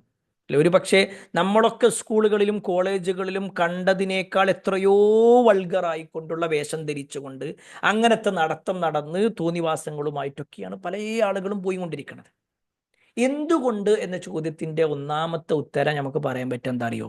ഹയാ ഇല്ലാത്തത് കൊണ്ട് എന്നാ. ലജ്ജ ഇല്ലാത്തത് കൊണ്ട് അതൊക്കെ നടക്കണേ. ലജ്ജ ഉണ്ടെങ്കിൽ ഇതൊന്നും ചെയ്യൂല. ലജ്ജ ഉള്ളവന് ഇതൊന്നും ചെയ്യൂല. നമ്മൾ തന്നെ പറയില്ല, ഓനക്കൊരു നാണോ മാനോ ഇല്ലാതെ ആയിപ്പോയല്ലോ എന്ന്, അല്ലെ? ആ ഒരു വാക്കൊരു മോശപ്പെട്ട പദമല്ല, ഒരു ലജ്ജ ഇല്ലാത്ത ഒരാൾ എന്നുള്ള അർത്ഥത്തിലാണ് പറയണത്. ഒരു ഹദീസിൽ കാണാൻ പറ്റും, ഒരിക്കൽ റസൂലുള്ളാഹി സ്വല്ലല്ലാഹു അലൈഹി വസല്ലം ഒരു വഴിയിലൂടെ ഇങ്ങനെ നടന്നു പോകുമ്പോൾ ഒരു സ്വഹാബിണ്ട് വേറൊരാളോട് ഇങ്ങനെ ഉപദേശിച്ചുകൊണ്ടിരിക്കുന്നുണ്ട്. നിങ്ങൾ അങ്ങനെ ചെയ്യണം, നിങ്ങൾ ഇങ്ങനെ ചെയ്യണം, നിങ്ങൾ ഇങ്ങനെയാകാൻ പാടില്ല എന്നൊക്കെ പറഞ്ഞിട്ട് ലജ്ജനെ കുറിച്ചാണ് ഉപദേശിക്കുന്നത്. അപ്പൊ ഇത് കണ്ടപ്പോൾ നബി സല്ലല്ലാഹു അലൈഹി വസല്ലം ആ ഉപദേശിക്കുന്ന സ്വഹാബിയോട് പറയാണ്, ദഅഹു, നിങ്ങൾ ഓനെ വിടിന്ന് പറഞ്ഞു. നിങ്ങൾ ഓനെ വിടിം. കാരണം എന്താ? അൽ ഹയാഉ ശുഅബത്തു മിനൽ ഈമാൻ. ലജ്ജ എന്നുള്ളത് ഈമാനിൽപ്പെട്ട കാര്യമാണ്. ഈമാനിൽപ്പെട്ട കാര്യമാണ്. ലജ്ജ ഉണ്ടെങ്കിൽ ഈമാൻ ഉണ്ട്, ഈമാൻ ഉണ്ടെങ്കിൽ ലജ്ജയുണ്ട്. ഇതിൽ ഏതെങ്കിലും ഒന്ന് പോയാൽ പിന്നെ മറ്റേ ഉണ്ടാവില്ല. ഏതെങ്കിലും ഒന്ന് പോയാൽ പിന്നെ മറ്റേ ഉണ്ടാവില്ല. നിങ്ങൾക്ക് പെട്ടെന്ന് മനസ്സിലാക്കാൻ വേണ്ടിയിട്ട് പറയാം. ഒരു ഈമാനുള്ള ഒരാളും ഈമാൻ ഇല്ലാത്ത ആളും അവരിങ്ങനെ റോട്ടിലൂടെ നടക്കണ കണ്ടാൽ തന്നെ നമുക്ക് മനസ്സിലാവും, അല്ലെ? ഇപ്പൊ ഒരു പുരുഷനെ സംബന്ധിച്ചിടത്തോളം ഒരു മുസ്ലിമായ ഒരാളും എന്ത് ചെയ്യൂല, ഈമാനുള്ള ഒരാളും റോഡ് സൈഡിൽ ഇങ്ങനെ എല്ലാവരും കാണുക അയാൾ മൂത്രമൊഴിക്കൂല, അയാളുടെ ഔറത്ത് വെളിവാകൂല, മറ്റുള്ളവരുടെ മുന്നിൽ തന്റെ ഔറത്ത് കാണിക്കൂല. എന്നാൽ അതല്ലാത്ത ആളുകളോ, ഓർക്കൊരു പ്രശ്നം ഉണ്ടാവില്ല, ഓർക്കൊരു പ്രശ്നമല്ല. കാരണം എന്താ? ഓർക്ക് ഈമാൻ ഇല്ല. ഈമാൻ ഇല്ലാത്ത ആളുകൾ അതൊക്കെ നിൽക്കും. അതേപോലെ തന്നെ ഒരു മുസ്ലിം പെണ്ണിനെ സംബന്ധിച്ചിടത്തോളം അവളുടെ ശരീരത്തിന്റെ ഒരു ഭാഗം അന്യരായ ഒരാളെ കാണിക്കുന്ന രൂപത്തിലുള്ള വസ്ത്രം ധരിക്കൂല. ഏറ്റവും സിമ്പിളായിട്ട് പറയാ, നിങ്ങളെ വീട്ടിലിടുന്ന ഡ്രസ്സ് ഇട്ടിട്ട് നിങ്ങൾ റോട്ടിലേക്ക് ഇറങ്ങുമോ? ഒരിക്കലും ഇറങ്ങൂലല്ലോ, അല്ലെ? ഒരിക്കലും ഇറങ്ങൂല. ചിലപ്പോൾ നമ്മളെ കൈ ഇത്രേ ഉണ്ടാവുള്ളൂ, അല്ലെ? കൈ ഇത്രേ ഉണ്ടാവുള്ളൂ. നമ്മുടെ പിന്നെ മാക്സിയുടെ അല്ലെങ്കിൽ ഒരു സ്ത്രീ എന്നുള്ള നിലക്ക് ധരിക്കുന്ന വീട്ടിലുള്ള വസ്ത്രം ഒരിക്കലും നമ്മൾ പുറത്തിട്ടിറങ്ങൂല. എന്നാൽ എത്രയോ ആളുകളുണ്ട് ഈമാനില്ലാത്ത, ഈ മതവുമായിട്ട് വിശ്വാസമില്ലാത്ത ആളുകൾ, ഇതര വിഭാഗത്തിൽപ്പെട്ട ആളുകൾ. അവരെ സംബന്ധിച്ചിടത്തോളം ഇത്ര പോകുന്ന കയ്യല്ല, ചിലപ്പോൾ കയ്യന്നെ ഇല്ലാത്ത വസ്ത്രം ധരിച്ചിട്ട് അവരിങ്ങനെ പോകും. ശരീരത്തിന്റെ പല ഭാഗങ്ങളും കാണിച്ചു കൊണ്ടുപോകും. കാരണം എന്താ? അവർക്കത് പ്രശ്നമുള്ള കാര്യമല്ല. ഞാൻ അവരുടെ മതത്തെ കുറ്റപ്പെടുത്താനല്ല പറയണത്, അവരെ സംബന്ധിച്ചിടത്തോളം അത് പ്രശ്നമല്ല. എന്നാൽ ഹയാ ഉള്ള ഒരു മുസ്ലിം അങ്ങനത്തെ കാര്യങ്ങളൊന്നും ഒക്കെ വിട്ടു നിൽക്കും. അത് എന്ത് തരത്തിലുള്ളതാണെങ്കിലും ശരി, അല്ലെ? ഇപ്പോൾ കുടുംബ സംഗമം എന്നൊക്കെ പറഞ്ഞിട്ടുണ്ട് നടത്തും, അല്ലെങ്കിൽ എല്ലാ ആളുകളും ഒരുമിച്ച് കൂടുക, അല്ലെങ്കിൽ എല്ലാവരും ഒരുമിച്ച് യാത്ര പോവുക. അപ്പോൾ അതാ കഴിഞ്ഞ ഒരു ദിവസം എനിക്കൊരാൾ ഒരു മെസ്സേജ് അയച്ചു. ഈ കുടുംബപരമായിട്ട് എല്ലാവരും പോകുമ്പോൾ അങ്ങനെ പൂളുകളുണ്ടാവും, സ്വിമ്മിംഗ് പൂളിലൊക്കെ എല്ലാവരും ഒരുമിച്ച് കുളിക്കാൻ പറ്റുമോ ഇല്ലേന്ന്. ശരിക്കും ആ ചോദ്യത്തിന്റെ ആവശ്യം തന്നെയല്ല. കാരണം എന്താ വെച്ച് കഴിഞ്ഞാൽ ഒരു സ്ത്രീയെ സംബന്ധിച്ചിടത്തോളം അവളുടെ ശരീരം ഒരിക്കലും അത് മറ്റുള്ള ആളുകൾ, മറ്റുള്ളവർ എന്ന് പറഞ്ഞാൽ ഭർത്താവിന്റെ അനിയനാവട്ടെ, ജ്യേഷ്ഠനാവട്ടെ, അല്ലെങ്കിൽ നമ്മുടെ തന്നെ കുടുംബത്തിൽപ്പെട്ട പല ആൾക്കാരാവട്ടെ, എളാപ്പാന്റെ മോനും മൂത്താപ്പാന്റെ മോനൊന്നും കാണാൻ പാടില്ലല്ലോ. അപ്പൊ അവിടെ എന്ത് ചെയ്യണം എന്ന് വെച്ച് കഴിഞ്ഞാൽ സ്വാഭാവികമായിട്ട് അത് നിയന്ത്രിക്കേണ്ടതാണ്, നമ്മൾ ശ്രദ്ധ കൊടുക്കേണ്ടതാണ്. പക്ഷേ ഇന്ന് അതിലൊക്കെ എന്താ ഇത്ര പ്രശ്നം? ഒന്ന് കൈയൊടുക്കുമ്പോഴേക്ക് ഇപ്പം എന്താ പ്രശ്നം? ഒന്ന് നടക്കുമ്പോഴേക്ക് ഇപ്പം എന്താ പ്രശ്നം? ഒരുമിച്ച് ഇരിക്കുമ്പോഴേക്ക് ഇപ്പം എന്താ പ്രശ്നം? ഇതാ പറയണത്. ഒന്നും ഒരു പ്രശ്നമല്ല, ഒന്നും പ്രശ്നമല്ല. അതാണ് കല്യാണത്തിന്റെ അന്ന് കൈകൊട്ടിപ്പാട്ടും മറ്റൊക്കെ ആയിട്ട് പലതും നടക്കുന്നുണ്ടല്ലോ, അല്ലേ? എന്താ അത് തെറ്റല്ലേ? എന്താ അതിൽ പ്രശ്നം എന്ന് ചോദിക്കുക. ഇങ്ങനെയാണ്. എന്താ പ്രശ്നമുള്ള? ഏതാ ഇങ്ങനെ ചോദിച്ചു കഴിഞ്ഞാൽ പിന്നെ ഏതാ പ്രശ്നം ഉണ്ടാകുക പ്രിയപ്പെട്ടവരെ? ഞാൻ ആരെയും കുറ്റപ്പെടുത്താനല്ല. നമ്മൾ സ്വയം ഒന്ന് പരിശോധിക്കുക. ഇന്ന് നമ്മുടെ ഈ തിന്മകൾ വർദ്ധിക്കുന്നത് കൊണ്ട് തന്നെ പല കാര്യങ്ങളും നമ്മൾ അതൊരു നോർമലൈസ് ചെയ്യപ്പെടുന്ന ഒരു അവസ്ഥയിലേക്ക് എത്തിയിട്ടുണ്ട്. അന്നൊരു പ്രശ്നമല്ല എന്നൊരവസ്ഥയിലേക്ക് പലതും എത്തിയിട്ടുണ്ട്. ഓക്കെ, ഏതായിരുന്നാലും വിഷയം കൂടുതൽ അതിലേക്ക് പോകുന്നില്ല. അള്ളാഹു സുബ്ഹാനഹു വതആല എന്ത് ചെയ്യുന്നില്ല, ഒരു ദീനിന്റെ കാര്യം പറഞ്ഞു തരാൻ വേണ്ടി ലജ്ജിക്കണില്ല. അതുകൊണ്ട് ഒരു വിശ്വാസിയെ സംബന്ധിച്ചിടത്തോളം ദീന് പഠിക്കാനോ ദീന് ഒരാൾക്ക് പറഞ്ഞു കൊടുക്കാനോ ദീനുമായി സഹകരിക്കാനോ ദീനനുസരിച്ച് ജീവിക്കാനോ ഒന്നും അവനും അവളും ലജ്ജിക്കേണ്ടതില്ല. എന്നാൽ ഇങ്ങനെയൊക്കെയുള്ള അള്ളാഹു സുബ്ഹാനഹു വതആല യസ്തഹി, അള്ളാഹു ലജ്ജിക്കുന്നില്ല എന്ന് പറഞ്ഞ ആ റബ്ബിനെ കുറിച്ച് തന്നെ നബി സല്ലല്ലാഹു അലൈഹി വസല്ലമയുടെ ഹദീസിൽ കാണാൻ പറ്റും. അള്ളാഹു ലജ്ജയുള്ളവനാണ്. അള്ളാഹ്ക്ക് ലജ്ജുണ്ട്. എന്തിന്റെ കാര്യത്തിൽ അള്ളാഹ്ക്ക് ലജ്ജ? ഇന്ന റബ്ബക്കും ഹയ്യുൻ കരീമുൻ, നിങ്ങളുടെ റബ്ബ് അങ്ങേയറ്റം ഔദാര്യമുള്ളവനും ലജ്ജയുള്ളവനാണ്. ഹയ്യാണെന്ന്, അങ്ങേയറ്റം ലജ്ജയുള്ളവനാണ്. എന്തിനാണ് അള്ളാഹ്ക്ക് ലജ്ജ എന്നറിയോ? യസ്തഹി മിൻ അബ്ദിഹി ഇദാ റഫഅ ഇലൈഹി യദൈഹി അൻ യറുദ്ദഹുമാ സിഫ്റ. അള്ളാഹുവിന്റെ ഒരു അടിമ അവന്റെ രണ്ട് കൈയും അള്ളാഹുവിലേക്ക് ഉയർത്തുന്നുണ്ട്, എന്നിട്ട് ചില കാര്യങ്ങൾ ചോദിക്കുന്നു. ആ ചോദിച്ച കൈകളിൽ ഒന്നും കൊടുക്കാതെ, ആ ഉയർത്തിയ കൈകളിൽ ഒന്നും കൊടുക്കാതെ, അതിനെങ്ങനെ ഒന്നും കൊടുക്കാതെ ശൂന്യമായിട്ട് തിരിച്ചയക്കുക എന്നുള്ളതിൽ, മടക്കുക എന്ന വിഷയത്തിൽ അള്ളാഹ്ക്ക് ലജ്ജുണ്ട്. അപ്പൊ അള്ളാഹിനോട് ഒരു കാര്യം നമ്മൾ ആത്മാർത്ഥമായിട്ട് കൈകൾ ഉയർത്തി ചോദിച്ചാൽ അള്ളാഹു നൽകും. കൈകൾ ഉയർത്തി പ്രാർത്ഥിക്കുക എന്നുള്ളത് ഒരു മര്യാദയാണ്. എന്നാൽ ഫർള് നമസ്കാരത്തിന് ശേഷം നബി സല്ലല്ലാഹു അലൈഹി വസല്ലം അങ്ങനെ കൈകൾ ഉയർത്തുകയോ സഹാബത്ത് ഇങ്ങനെ കൂട്ടിപ്പിടിച്ചുകൊണ്ടുള്ള കൂട്ടപ്രാർത്ഥനയോ ഒന്നും പഠിപ്പിച്ചെന്നിട്ടില്ല എന്നതുകൂടി സാന്ദർഭികമായിട്ട് മനസ്സിലാക്കുക. ഓക്കെ, ഇനി ഈ ഒരു ആയത്തിലുള്ളതാണ് വിശ്വാസികൾ സത്യത്തെ അംഗീകരിക്കും. അല്ലെ, നമ്മള് ഫഅമ്മല്ലദീന ആമനൂ ഫയഅലമൂന അന്നഹുൽ ഹഖ്ഖു മിർ റബ്ബിഹിം വഅമ്മല്ലദീന കഫറൂ ഫയഖൂലൂന മാദാ അറാദല്ലാഹു ബിഹാദാ മസല. ആരാ ആ വാചകമാണ് ഈ 2 പോയിന്റാണ്. വിശ്വാസികളെ സംബന്ധിച്ചിടത്തോളം അവരെന്ത് ചെയ്യും?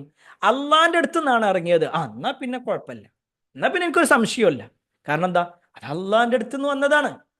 അതിലിപ്പോ പിന്നെ കൊതുകാണെങ്കിലും കടുകാണെങ്കിലും എന്താണെങ്കിലും എനിക്ക് കുഴപ്പമില്ല. കാരണം എന്താ? അത് എനിക്ക് മനസ്സിലാവും, അള്ള പറഞ്ഞതല്ലേ, പിന്നെ എനിക്കതിൽ സംശയമല്ല. എന്ന സത്യനിഷേധികളോ അവര് പറയും മാദാ അറാദല്ലാഹു ബിഹാദാ മസല, ഇതുകൊണ്ട് അള്ള എന്താ ഉദ്ദേശിക്കണത്? അവർക്ക് എപ്പോഴും സംശയമായിരിക്കും, എന്നും സംശയമായിരിക്കും. ഈ സത്യനിഷേധികളുടെ പ്രത്യേകത, കാഫിറായ ആളുകളുടെ പ്രത്യേകതയാണ്, അവർക്ക് എല്ലാത്തിനും സംശയമായിരിക്കും. ഒരു വിശ്വാസി ചിലപ്പോ അവൻ കാണുന്ന ദീനല്ല കാഫിർ കാണും, സത്യനിഷേധി കാണാം. മനസ്സിൽ കുഫറുള്ള ആളുകളും അങ്ങനെ തന്നെ കേട്ടോ. അതായത് നിഫാക്കിന്റെ കുപ്പായിട്ട ആൾക്കാരുണ്ടല്ലോ, ഓർക്കും അങ്ങനെയായിരിക്കും. എന്താ ഇപ്പൊ പഠിച്ചോനിപ്പ അങ്ങനെ പറഞ്ഞേ, എന്താപ്പ നബി ഇങ്ങനെ പറഞ്ഞേ, അല്ല എന്താപ്പ അങ്ങനെ ഒരു സംഭവം, അല്ല ഇങ്ങനെ എന്ത് ചെയ്യുമെന്ന് വെച്ചാൽ ഏതൊരു കാര്യവും അവരവരുടെ ചിന്തയിൽ മാത്രം ഒതുക്കി നിർത്തിക്കൊണ്ടാണ് ഉണ്ടാകുക. അവരുടെ ചിന്തയിൽ മാത്രമേ ഉണ്ടാകുള്ളൂ. എന്നിട്ട് അവർക്ക് എന്നും സംശയമായിരിക്കും.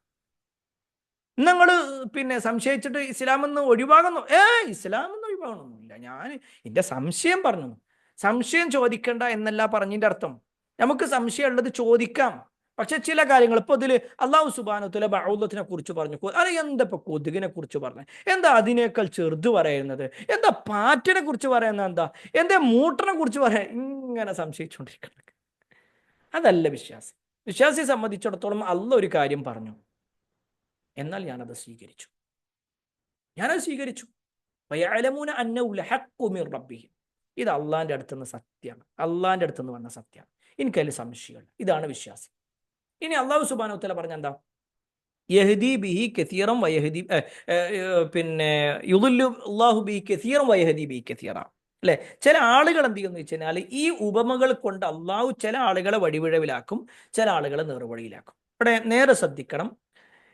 ഒരാള് നേർവഴിയിലാകുക, ഒരാള് പിന്നെ വഴിവിടവിലാകുക, ഇതിൽ ചില കാരണങ്ങളല്ല വെക്കുന്നുണ്ട്. ചില കാരണങ്ങളുണ്ട്. വെറുതെ ഒരാളുണ്ട് ഒരു സുപ്രഭാതത്തിൽ ഞാൻ ഇനി മുതൽ ഇസ്ലാം എന്ന് ഒഴിവാകുകയാണ് എന്ന് പറയൂല. ഒരു സുപ്രഭാതത്തിൽ ഞാൻ ഇനി എല്ലാ ദീനിന്റെ കാര്യം മാറ്റി നിർത്തുകയാണ് എന്ന് പറയൂല. ഘട്ടം ഘട്ടമായിട്ടുണ്ടാകാം. അതെന്താന്ന് വെച്ച് കഴിഞ്ഞാല് ഈ സംശയം കുടുങ്ങി കുടുങ്ങി കുടുങ്ങി കുടുങ്ങി കുടുങ്ങി അത് ഒരിക്കലും ഒരു ഉത്തരം കിട്ടണം എന്നുള്ള ഉദ്ദേശത്തിലല്ല ചോദിക്കുക.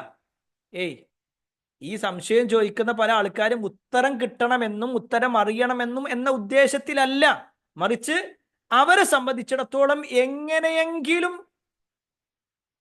ഈ ഇസ്ലാമിൽ നിന്ന് മാറി നിൽക്കണം. അപ്പൊ അതിനിങ്ങനെ ഓരോ വസ്വാസുകൾ ഉണ്ടാക്കുന്ന ഒരു അവസ്ഥ ഉണ്ടാകാം. ഇവിടെ അള്ളാഹു ഒരു ഉദാഹരണം പറയാണ്. ഈ ഉദാഹരണത്തിലൂടെ വിശ്വാസികൾ മനസ്സിലാക്കി അവർ യഥാർത്ഥ വഴിയിലെത്തി.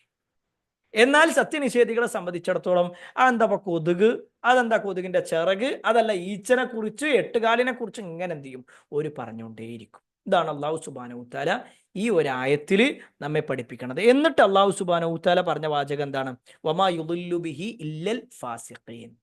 ഫാസിക്കുകളല്ലാതെ, താന്തോന്നികളല്ലാതെ, തെമ്മാടികളല്ലാതെ വഴിപിടവിലാണ്. അപ്പൊ ആരാണ് ഫാസിക്ക്? എന്താണ് അവരുടെ ലക്ഷണങ്ങൾ? നമ്മളിതിന് മുമ്പ് വിശ്വാസിയുടെ ലക്ഷണം പറഞ്ഞു, കാഫിറിന്റെ ലക്ഷണം പറഞ്ഞു, മുനാഫിക്കിന്റെ ലക്ഷണം പറഞ്ഞു.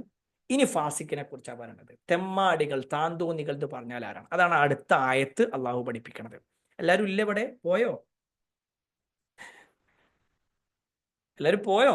ഇവിടെ അല്ലേ? ഉണ്ടല്ലോ അല്ലേ? Okay okay okay. എന്നാല് ആരാണ് ഈ ഫാസിക്ക് എന്ന് പറഞ്ഞാൽ ആരാന്ന് കേട്ടോളിട്ടോ. ഒന്ന് ഓതണേ, ഒന്ന് ഓത്, എല്ലാവരും ഓത്. الذين ينقضون عهد الله من بعد ميثاقه.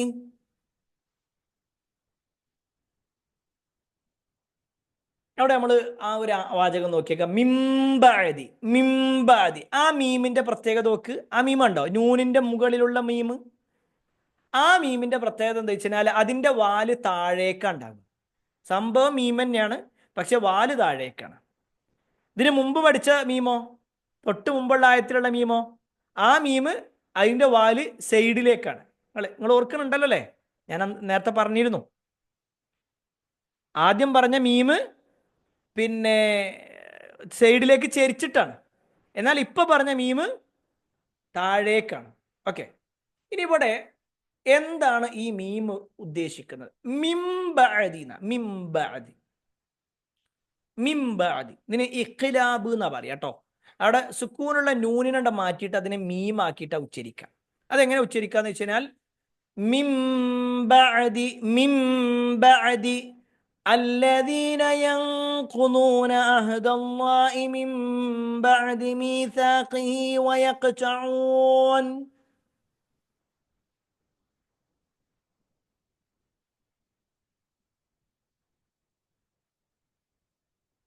ويقطعون ما أمر الله به أن يوصل ويفسدون.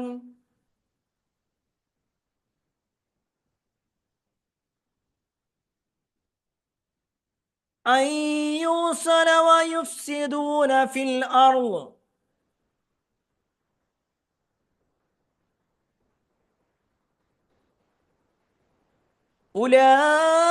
أولئك هم الخاسرون.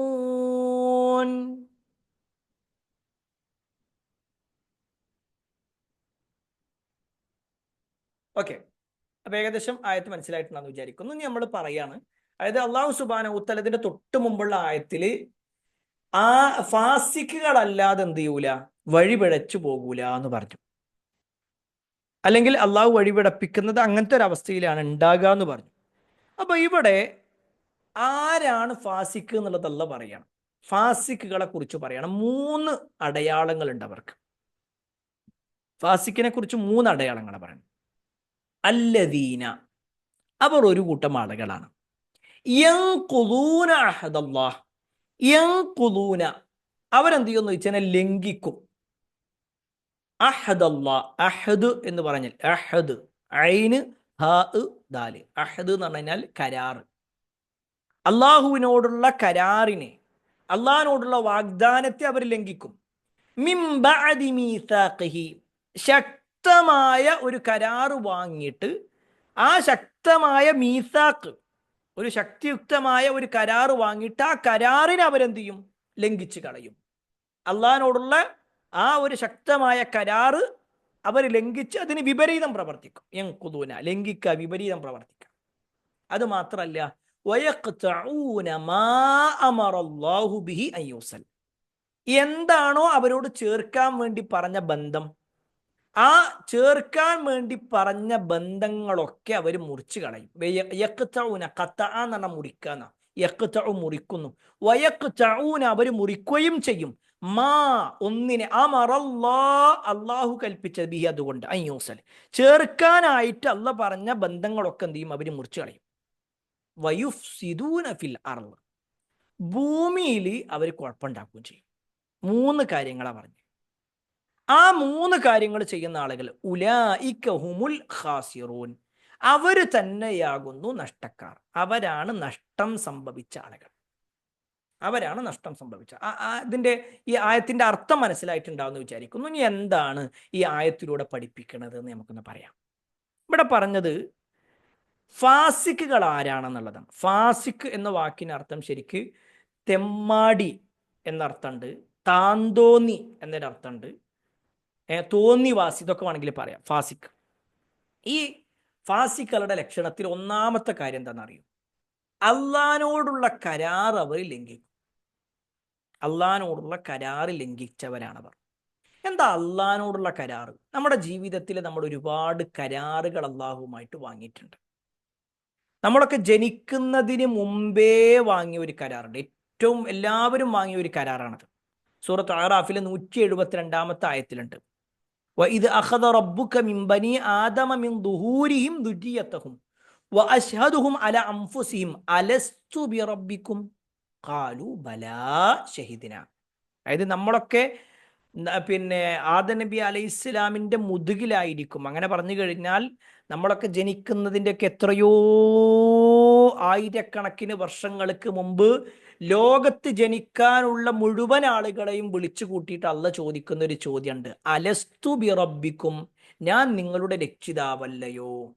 ആ സമയത്ത് നമ്മളെല്ലാവരും പറഞ്ഞ മറുപടിയാണ് ബലാ, അതെ, ഷഹീദിന, ഞങ്ങൾ ഇതിനാ സാക്ഷ്യം വഹിച്ചിട്ടുണ്ട്, റബ്ബേ നീ തന്നെയാണ് ഞങ്ങളുടെ റബ്ബ്, ഞങ്ങൾക്ക് വേറെ ഒരു റബ്ബും ഇല്ല എന്നെല്ലാവരും പറഞ്ഞു. ഇത് പറയുമ്പോൾ ചിലപ്പോൾ ചില ആൾക്കാർ പറയും, എനിക്കൊന്നും ഓർമ്മല്ല, ഞാൻ എവിടെ പറഞ്ഞിക്കണേ, എനിക്കൊന്നും ഓർമ്മല്ല അറിയും. നമ്മൾ അത് പോട്ടെ, നമ്മളിപ്പോൾ ജനിച്ചിട്ട് ഈ ദുനിയാവിലേക്ക് നമ്മൾ വന്നിട്ട് എല്ലാ കാര്യവും നമുക്ക് ഓർമ്മ ഉണ്ടോ? ചില കാര്യങ്ങളൊക്കെ പറയുമ്പോൾ നിങ്ങൾക്ക് മറ്റോർമ്മല്ല, നമ്മൾ അന്ന് കണ്ടുക്കണേ, എനിക്ക് ഓർമ്മ കിട്ടണില്ല കേട്ടില്ല, ഞാൻ നിങ്ങളെ എനിക്ക് ഓർമ്മല്ല, നമ്മളെവിടെ വർത്തമാനം പറഞ്ഞിട്ടുണ്ടാവും, നമ്മൾ കുറേ ആൾക്കാരെ കാണണല്ലേ, എനിക്ക് ഓർമ്മല്ല അറിയും. നമ്മൾ ഈ വലിപ്പത്തിലുള്ള കാര്യം വരെ നമുക്ക് ഓർമ്മല്ല. ഇനി വേണ്ട നമ്മൾ കുട്ടിയായിരിക്കുമ്പോഴുള്ള ഒരു 5 വയസ്സ് വരെയുള്ള കാര്യങ്ങളൊക്കെ ഓർമ്മ ഉണ്ടോ? വേണ്ട 2 വയസ്സിൽ ഉമ്മാന്റെ പിന്നെ മടിയിലിരുന്നിട്ട് ഇങ്ങനെ പാല് കുടിച്ചു എന്ന് ഉമ്മ അങ്ങനെ പറയും, അങ്ങനെ പാല് കുടിച്ചു ഇങ്ങനെ പാല് കുടിച്ചു എന്നൊക്കെ പറയും. അത് നമുക്ക് ഓർമ്മ ഉണ്ടോ? അതിനു മുമ്പ് ഉമ്മയുടെ ഗർഭപാത്രത്തിലുള്ള അവസ്ഥ നമുക്ക് ഓർമ്മ ഉണ്ടാവും ഇല്ല. എന്നാൽ അതിനു മുമ്പുള്ള കാര്യം ഇപ്പം അള്ളാഹ് പറയുന്നത്. അപ്പൊ പിന്നെ നമ്മൾ ഓർമ്മയിലില്ല എന്നുള്ളത് കൊണ്ട് അത് നടന്നിട്ടില്ല എന്നല്ല. നമ്മളെല്ലാവരും ജനിക്കുന്നതിന് മുമ്പ് അള്ളാഹു എല്ലാവരെയും ഒരുമിച്ച് കൂട്ടി അള്ളാഹ് ഒരു കരാറ് വാങ്ങിയിട്ടുണ്ട്. അള്ളാഹു അവിടുന്ന് ചോദിച്ചിട്ടുണ്ട്, അലസ്തു ബി റബ്ബിക്കും, ഞാൻ നിങ്ങളുടെ രക്ഷിതാവല്ലേ, ഞാനല്ലേ നിങ്ങളുടെ റബ്ബ്? അതിനെല്ലാവരും പറഞ്ഞ മറുപടിയാണ് ബലാ, അതേ അതേ എന്ന് പറഞ്ഞിട്ടുണ്ട്. നമ്മൾ അതിന് സാക്ഷിയാണ്, എല്ലാവരും സാക്ഷിയായിട്ടുണ്ട്. എല്ലാവരും ഞാൻ അതിന് സാക്ഷിയാണെന്ന് പ്രഖ്യാപിച്ചവരുമാണ്. അപ്പൊ ഇവിടെ അള്ളാഹ് വാങ്ങിയ ഒരു കരാറാണ്. ഒന്നാമത്തെ ഒരു കരാർ എന്ന് പറഞ്ഞാൽ അള്ളാഹു ആണ് റബ്ബ് എന്ന് നമ്മൾ പറഞ്ഞിട്ടുണ്ട്. പക്ഷെ അതനുസരിച്ച് ജീവിച്ചിട്ടില്ലെങ്കിൽ നമ്മൾ ആ കരാർ ലംഘിച്ചവരാണ്. അള്ളാഹിനോട് മാത്രമല്ല കരാറുള്ളത്, പ്രവാചകന്മാരോട് കരാറുണ്ട്. നമ്മൾ പ്രവാചകനുമായിട്ടൊരു കരാറുണ്ട്. മുഹമ്മദ് നബി സല്ലല്ലാഹു അലൈഹി വസല്ലമയുമായിട്ടൊരു കരാറുണ്ട്. എന്താണ് നബി സല്ലല്ലാഹു അലൈഹി വസല്ലമയോടുള്ള കരാറ്? നബി സല്ലല്ലാഹു അലൈഹി വസല്ലം ജീവിച്ചിരിക്കുകയാണെങ്കിൽ പ്രവാചകൻ സല്ലല്ലാഹു അലൈഹി വസല്ലമക്ക് വേണ്ട സേവനങ്ങൾ ചെയ്യലും നബി സല്ലല്ലാഹു അലൈഹി വസല്ലമയെ സംരക്ഷിക്കലും ഒക്കെ നമുക്ക് സ്വർഗം കിട്ടാനുള്ള ഒരു കാര്യമാണ്. ഇപ്പൊ റസൂലുള്ളാഹി സ്വല്ലല്ലാഹു അലൈഹി വസല്ലം ഇല്ല, എന്നാലും ആ പ്രവാചകരോട് നമുക്ക് കരാറുണ്ട്. ആ കരാർ എന്താണെന്ന് വെച്ച് കഴിഞ്ഞാൽ നബി സല്ലല്ലാഹു അലൈഹി വസല്ലം നമുക്ക് നൽകിയിട്ടുള്ള ദീനിനെ കൃത്യമായി സ്വീകരിക്കുക എന്നുള്ളതാണ്. ആ ദീൻ എങ്ങനെയാണോ പഠിപ്പിക്കപ്പെട്ടത് അതനുസരിച്ചുകൊണ്ട് ജീവിക്കുക എന്നുള്ളതാണ്. അത് നിർവഹിക്കാത്ത ആളുകളാണ് പൊതുവെ എന്ത് ചെയ്യാന്ന് വെച്ച് കഴിഞ്ഞാൽ ഈ ദീനിനോടൊക്കെ ഒരു താല്പര്യക്കുറവ് കാണിച്ച് ഈ ഖുർആനിലും ഹദീസിലൊക്കെ സംശയം പ്രകടിപ്പിച്ചുകൊണ്ട് നടക്കുന്ന ഒരവസ്ഥ ഉണ്ടാക്കാം. ഇവിടെ സാന്ദർഭികമായിട്ട് നമ്മളൊരു കാര്യം മനസ്സിലാക്കണം. നബി സല്ലല്ലാഹു അലൈഹി വസല്ലമയോടുള്ള കരാറിൽപ്പെട്ടൊരു കാര്യമാണ് നബി സല്ലല്ലാഹു അലൈഹി വസല്ലമയെ മോശമാക്കുന്ന സമയത്ത് അതിനെ പ്രതിരോധിക്കുക എന്നുള്ളത്. പ്രതിരോധിക്കുക പറഞ്ഞാൽ ആരെങ്കിലും നബി സ്വല്ലല്ലാഹു അലൈഹി വസല്ലമയെ കുറിച്ച് കുറ്റം പറയുമ്പോഴേക്ക് ഓന്റെ കൈ വെട്ടണം, കാലി വെട്ടണം, തല വെട്ടണം എന്നല്ല പറഞ്ഞതിന്റെ അർത്ഥം. മറിച്ച് റസൂലുള്ളാഹി സ്വല്ലല്ലാഹു അലൈഹി വസല്ലമയെ കളിയാക്കുമ്പോൾ, നബി സല്ലല്ലാഹു അലൈഹി വസല്ലമയെ പരിഹസിക്കുമ്പോൾ മിനിമം ആ സദസ്സിൽ നിന്ന് എഴുന്നേറ്റ് പോകാനുള്ള ഒരു മാനസികാവസ്ഥയെങ്കിലും നമുക്ക് ഉണ്ടാവണം. നബി സല്ലല്ലാഹു അലൈഹി വസല്ലമയെ കളിയാക്കുന്ന ആളുകളുടെ ചാനലുകൾ കാണാതിരിക്കുക, നബി സല്ലല്ലാഹു അലൈഹി വസല്ലമയെ ആക്ഷേപിക്കുന്ന വീഡിയോസ് ഷെയർ ചെയ്യാതിരിക്കുക, നബി സല്ലല്ലാഹു അലൈഹി വസല്ലമയെ മോശമാക്കുന്ന സദസ്സുകളിൽ പോയി ഇരിക്കാതിരിക്കുക. അതാ മിനിമം ചെയ്യേണ്ടത്. ഞാൻ എന്താ അങ്ങനെ പറയാനുള്ള കാരണം എന്ന് വെച്ച് കഴിഞ്ഞാൽ, ഇന്ന് പല ആളുകളും ഫേമസ് ആകാൻ വേണ്ടിയിട്ട് എന്ത് ചെയ്യണം എന്ന് വെച്ച് കഴിഞ്ഞാൽ ഒന്നും ചെയ്യേണ്ടതില്ല. അള്ളാഹിനെയും റസൂലിനെയും ഇസ്ലാമിനെയും രണ്ട് ചീത്ത പറഞ്ഞാൽ മതി. അപ്പൊ എല്ലാവരും ഓരെങ്ങനെ ഏറ്റിടക്കാം, അങ്ങനെ തന്നെ നമ്മളെ ആൾക്കാരെന്നറിയും അല്ലെ? അങ്ങനെയല്ലേ? ഈ കഴിഞ്ഞ ഒരു 10 കൊല്ലത്തിനിടയിൽ നമ്മുടെ കേരളക്കര മാത്രം നോക്കിയാൽ മതി, വേറെ ഒന്നും നോക്കണ്ട. കേരളക്കരയിൽ മാത്രം തന്നെ പല ആളുകളും കുപ്രസിദ്ധി ആർജിച്ചിട്ടുള്ളത് നബി സല്ലല്ലാഹു അലൈഹി വസല്ലമയെ കുറിച്ച്, അല്ലെങ്കിൽ ദീനിനെ കുറിച്ച്, മുസ്ലിമീങ്ങളെ കുറിച്ച്, അള്ളാഹിനെ കുറിച്ച്, ഖുർആനിനെ കുറിച്ചൊക്കെ ആക്ഷേപങ്ങൾ പറയാം. അങ്ങനെ കുറച്ചുകൊണ്ട് പറയാം, മുസ്ലിമീങ്ങളെ മുഴുവൻ തീവ്രവാദിയാക്കുക, അല്ലെങ്കിൽ മുസ്ലിങ്ങളൊക്കെ അങ്ങനെയാണെന്ന് പറയാ, അല്ലെങ്കിൽ അള്ളാഹു റസൂലൊക്കെ ഇങ്ങനെയാണെന്ന് പറയാ, ഇസ്ലാമിനെ കുറിച്ച് വിമർശിക്കുക. ഇങ്ങനെ 2 വർത്താനം പറഞ്ഞാലേ തനിക്ക് ഒരു പബ്ലിസിറ്റി കിട്ടുള്ളൂ എന്ന നിലക്ക് ഇറങ്ങി നിൽക്കുന്ന ആൾക്കാരുണ്ട്. മിനിമം നമ്മൾ ചെയ്യേണ്ട കാര്യമാണ് പറയണത്. അവരെ പോയി തല്ലാനും അവരെ പോയിട്ട് കൊല്ലാനും അല്ല പറയണത്. അങ്ങനെയുള്ള ആൾക്കാരോട് സഹകരിക്കാതിരിക്കുക എന്നുള്ളതാണ് ഏറ്റവും മിനിമം ചെയ്യേണ്ടത്. സഹകരിക്കാതിരിക്കുക എന്ന് പറഞ്ഞു കഴിഞ്ഞാൽ അവര് ഒരു ബന്ധവും ചേർക്കേണ്ട എന്ന അർത്ഥത്തിലല്ല പറയണത്. മറിച്ച് ഓർക്ക് വേണ്ടി സപ്പോർട്ട് ചെയ്യുന്ന ഒരു അവസ്ഥ നമ്മൾ ഒഴിവാക്കണം. കാരണം നമുക്ക് വലുത് ഈ വ്യക്തികളല്ല, ഈ പാർട്ടികളല്ല, ഈ സംഘടനകളല്ല, മറിച്ച് അല്ലാഹു റസൂലാണ്. ആ അള്ളാഹും റസൂലും അവരെ കളിയാക്കുന്ന, അവരെ മോശമാക്കുന്ന, അവരെ കുറ്റപ്പെടുത്തുന്ന, അവരെ ആക്ഷേപിക്കുന്ന ആളുകളുമായിട്ടുള്ള സഹകരണം, അത് നമ്മൾ എന്ത് ചെയ്യണം? ഒരു ദീനിനോടുള്ള ഒരു ബന്ധം എന്ന നിലക്ക് അത് ഒഴിവാക്കി തന്നെ വേണം. അത് ഞാൻ ഒരിക്കലും ഏതെങ്കിലും ഒരു വ്യക്തിനെ ആക്ഷേപിച്ചിട്ടല്ല പറയണത്, ഏതെങ്കിലും ഒരു കൂട്ടായ്മയെയോ സംഘടനയോ രാഷ്ട്രീയ പാർട്ടിയോ അല്ല പറയണത്. ആര് ചെയ്താലും അള്ളാഹിനെയും റസൂലിനെയും കളിയാക്കുക, അതിനെ മോശമാക്കി പറയാ എന്ന് പറയുമ്പോൾ അതിനെ വല്ലാതെ നമ്മൾ എന്ത് ചെയ്യേണ്ടതില്ല. അത്തരത്തിലുള്ള ആളുകളെ സപ്പോർട്ട് ചെയ്യരുത് എന്നാണ് സാന്ദർഭികമായിട്ട് ഓർമ്മപ്പെടുത്താനുള്ളത്. ഇനി രണ്ടാമത്തെ ഒരു വിഷയം എന്താണെന്ന് വെച്ചാൽ, ചേർക്കുവാൻ വേണ്ടി കൽപ്പിക്കപ്പെട്ട ബന്ധങ്ങൾ ഒഴിവാക്കുക എന്നുള്ളതാണ്. ചേർക്കാൻ വേണ്ടി കൽപ്പിക്കപ്പെട്ട ബന്ധങ്ങളുണ്ട്, അത് മുറിക്കുക. അതാണ് ഫാസിക്കിന്റെ രണ്ടാമത്തെ ഒരു ലക്ഷണം. ഈ ചേർക്കാൻ കൽപ്പിക്കപ്പെട്ട ബന്ധം എന്ന് പറഞ്ഞാൽ ഒരുപാട് ബന്ധങ്ങളുണ്ട്. രക്തബന്ധമുണ്ട്, കുടുംബ ബന്ധമുണ്ട്, സ്നേഹബന്ധമുണ്ട്, അയൽപ്പക്ക ബന്ധമുണ്ട്, ആദർശ ബന്ധമുണ്ട്, സാമൂഹ്യ ബന്ധമുണ്ട്. ഇതിലേറ്റവും വലിയ ബന്ധം ഏതാ? ഒന്ന് പറയാം. രക്തബന്ധാണോ, കുടുംബ ബന്ധാണോ, സ്നേഹബന്ധാണോ, അയൽപ്പക്ക ബന്ധാണോ, ആദർശ ബന്ധാണോ, സാമൂഹ്യ ബന്ധാണോ? ഏതാണ് ഏറ്റവും വലുത്? ഒന്ന് ആദർശ ബന്ധമുണ്ട്, രക്തബന്ധമുണ്ട്, പിന്നെ അയൽപ്പക്കം, പിന്നെ പറഞ്ഞോളൂ, എല്ലാവരും പറയാട്ടോ, ഒരു കുഴപ്പമില്ല. റഹിം, കുടുംബ ബന്ധം, അയൽപ്പക്കം, കുടുംബം, ആദർശം, കുടുംബം, രക്തം, ആദർശം, കുടുംബ ബന്ധം. ഓക്കെ, കുറെ ആളുകൾ എല്ലാവരും ഓരോ അഭിപ്രായങ്ങൾ വന്നിട്ടുണ്ട്. ഇതിൽ നമ്മൾ നോക്കിക്കഴിഞ്ഞാൽ എല്ലാ ബന്ധത്തിനും അതിൻ്റെതായ നന്മകളുണ്ട് അല്ലെ? രക്തബന്ധം നമുക്ക് വേണ്ടത് തന്നെയാണ്.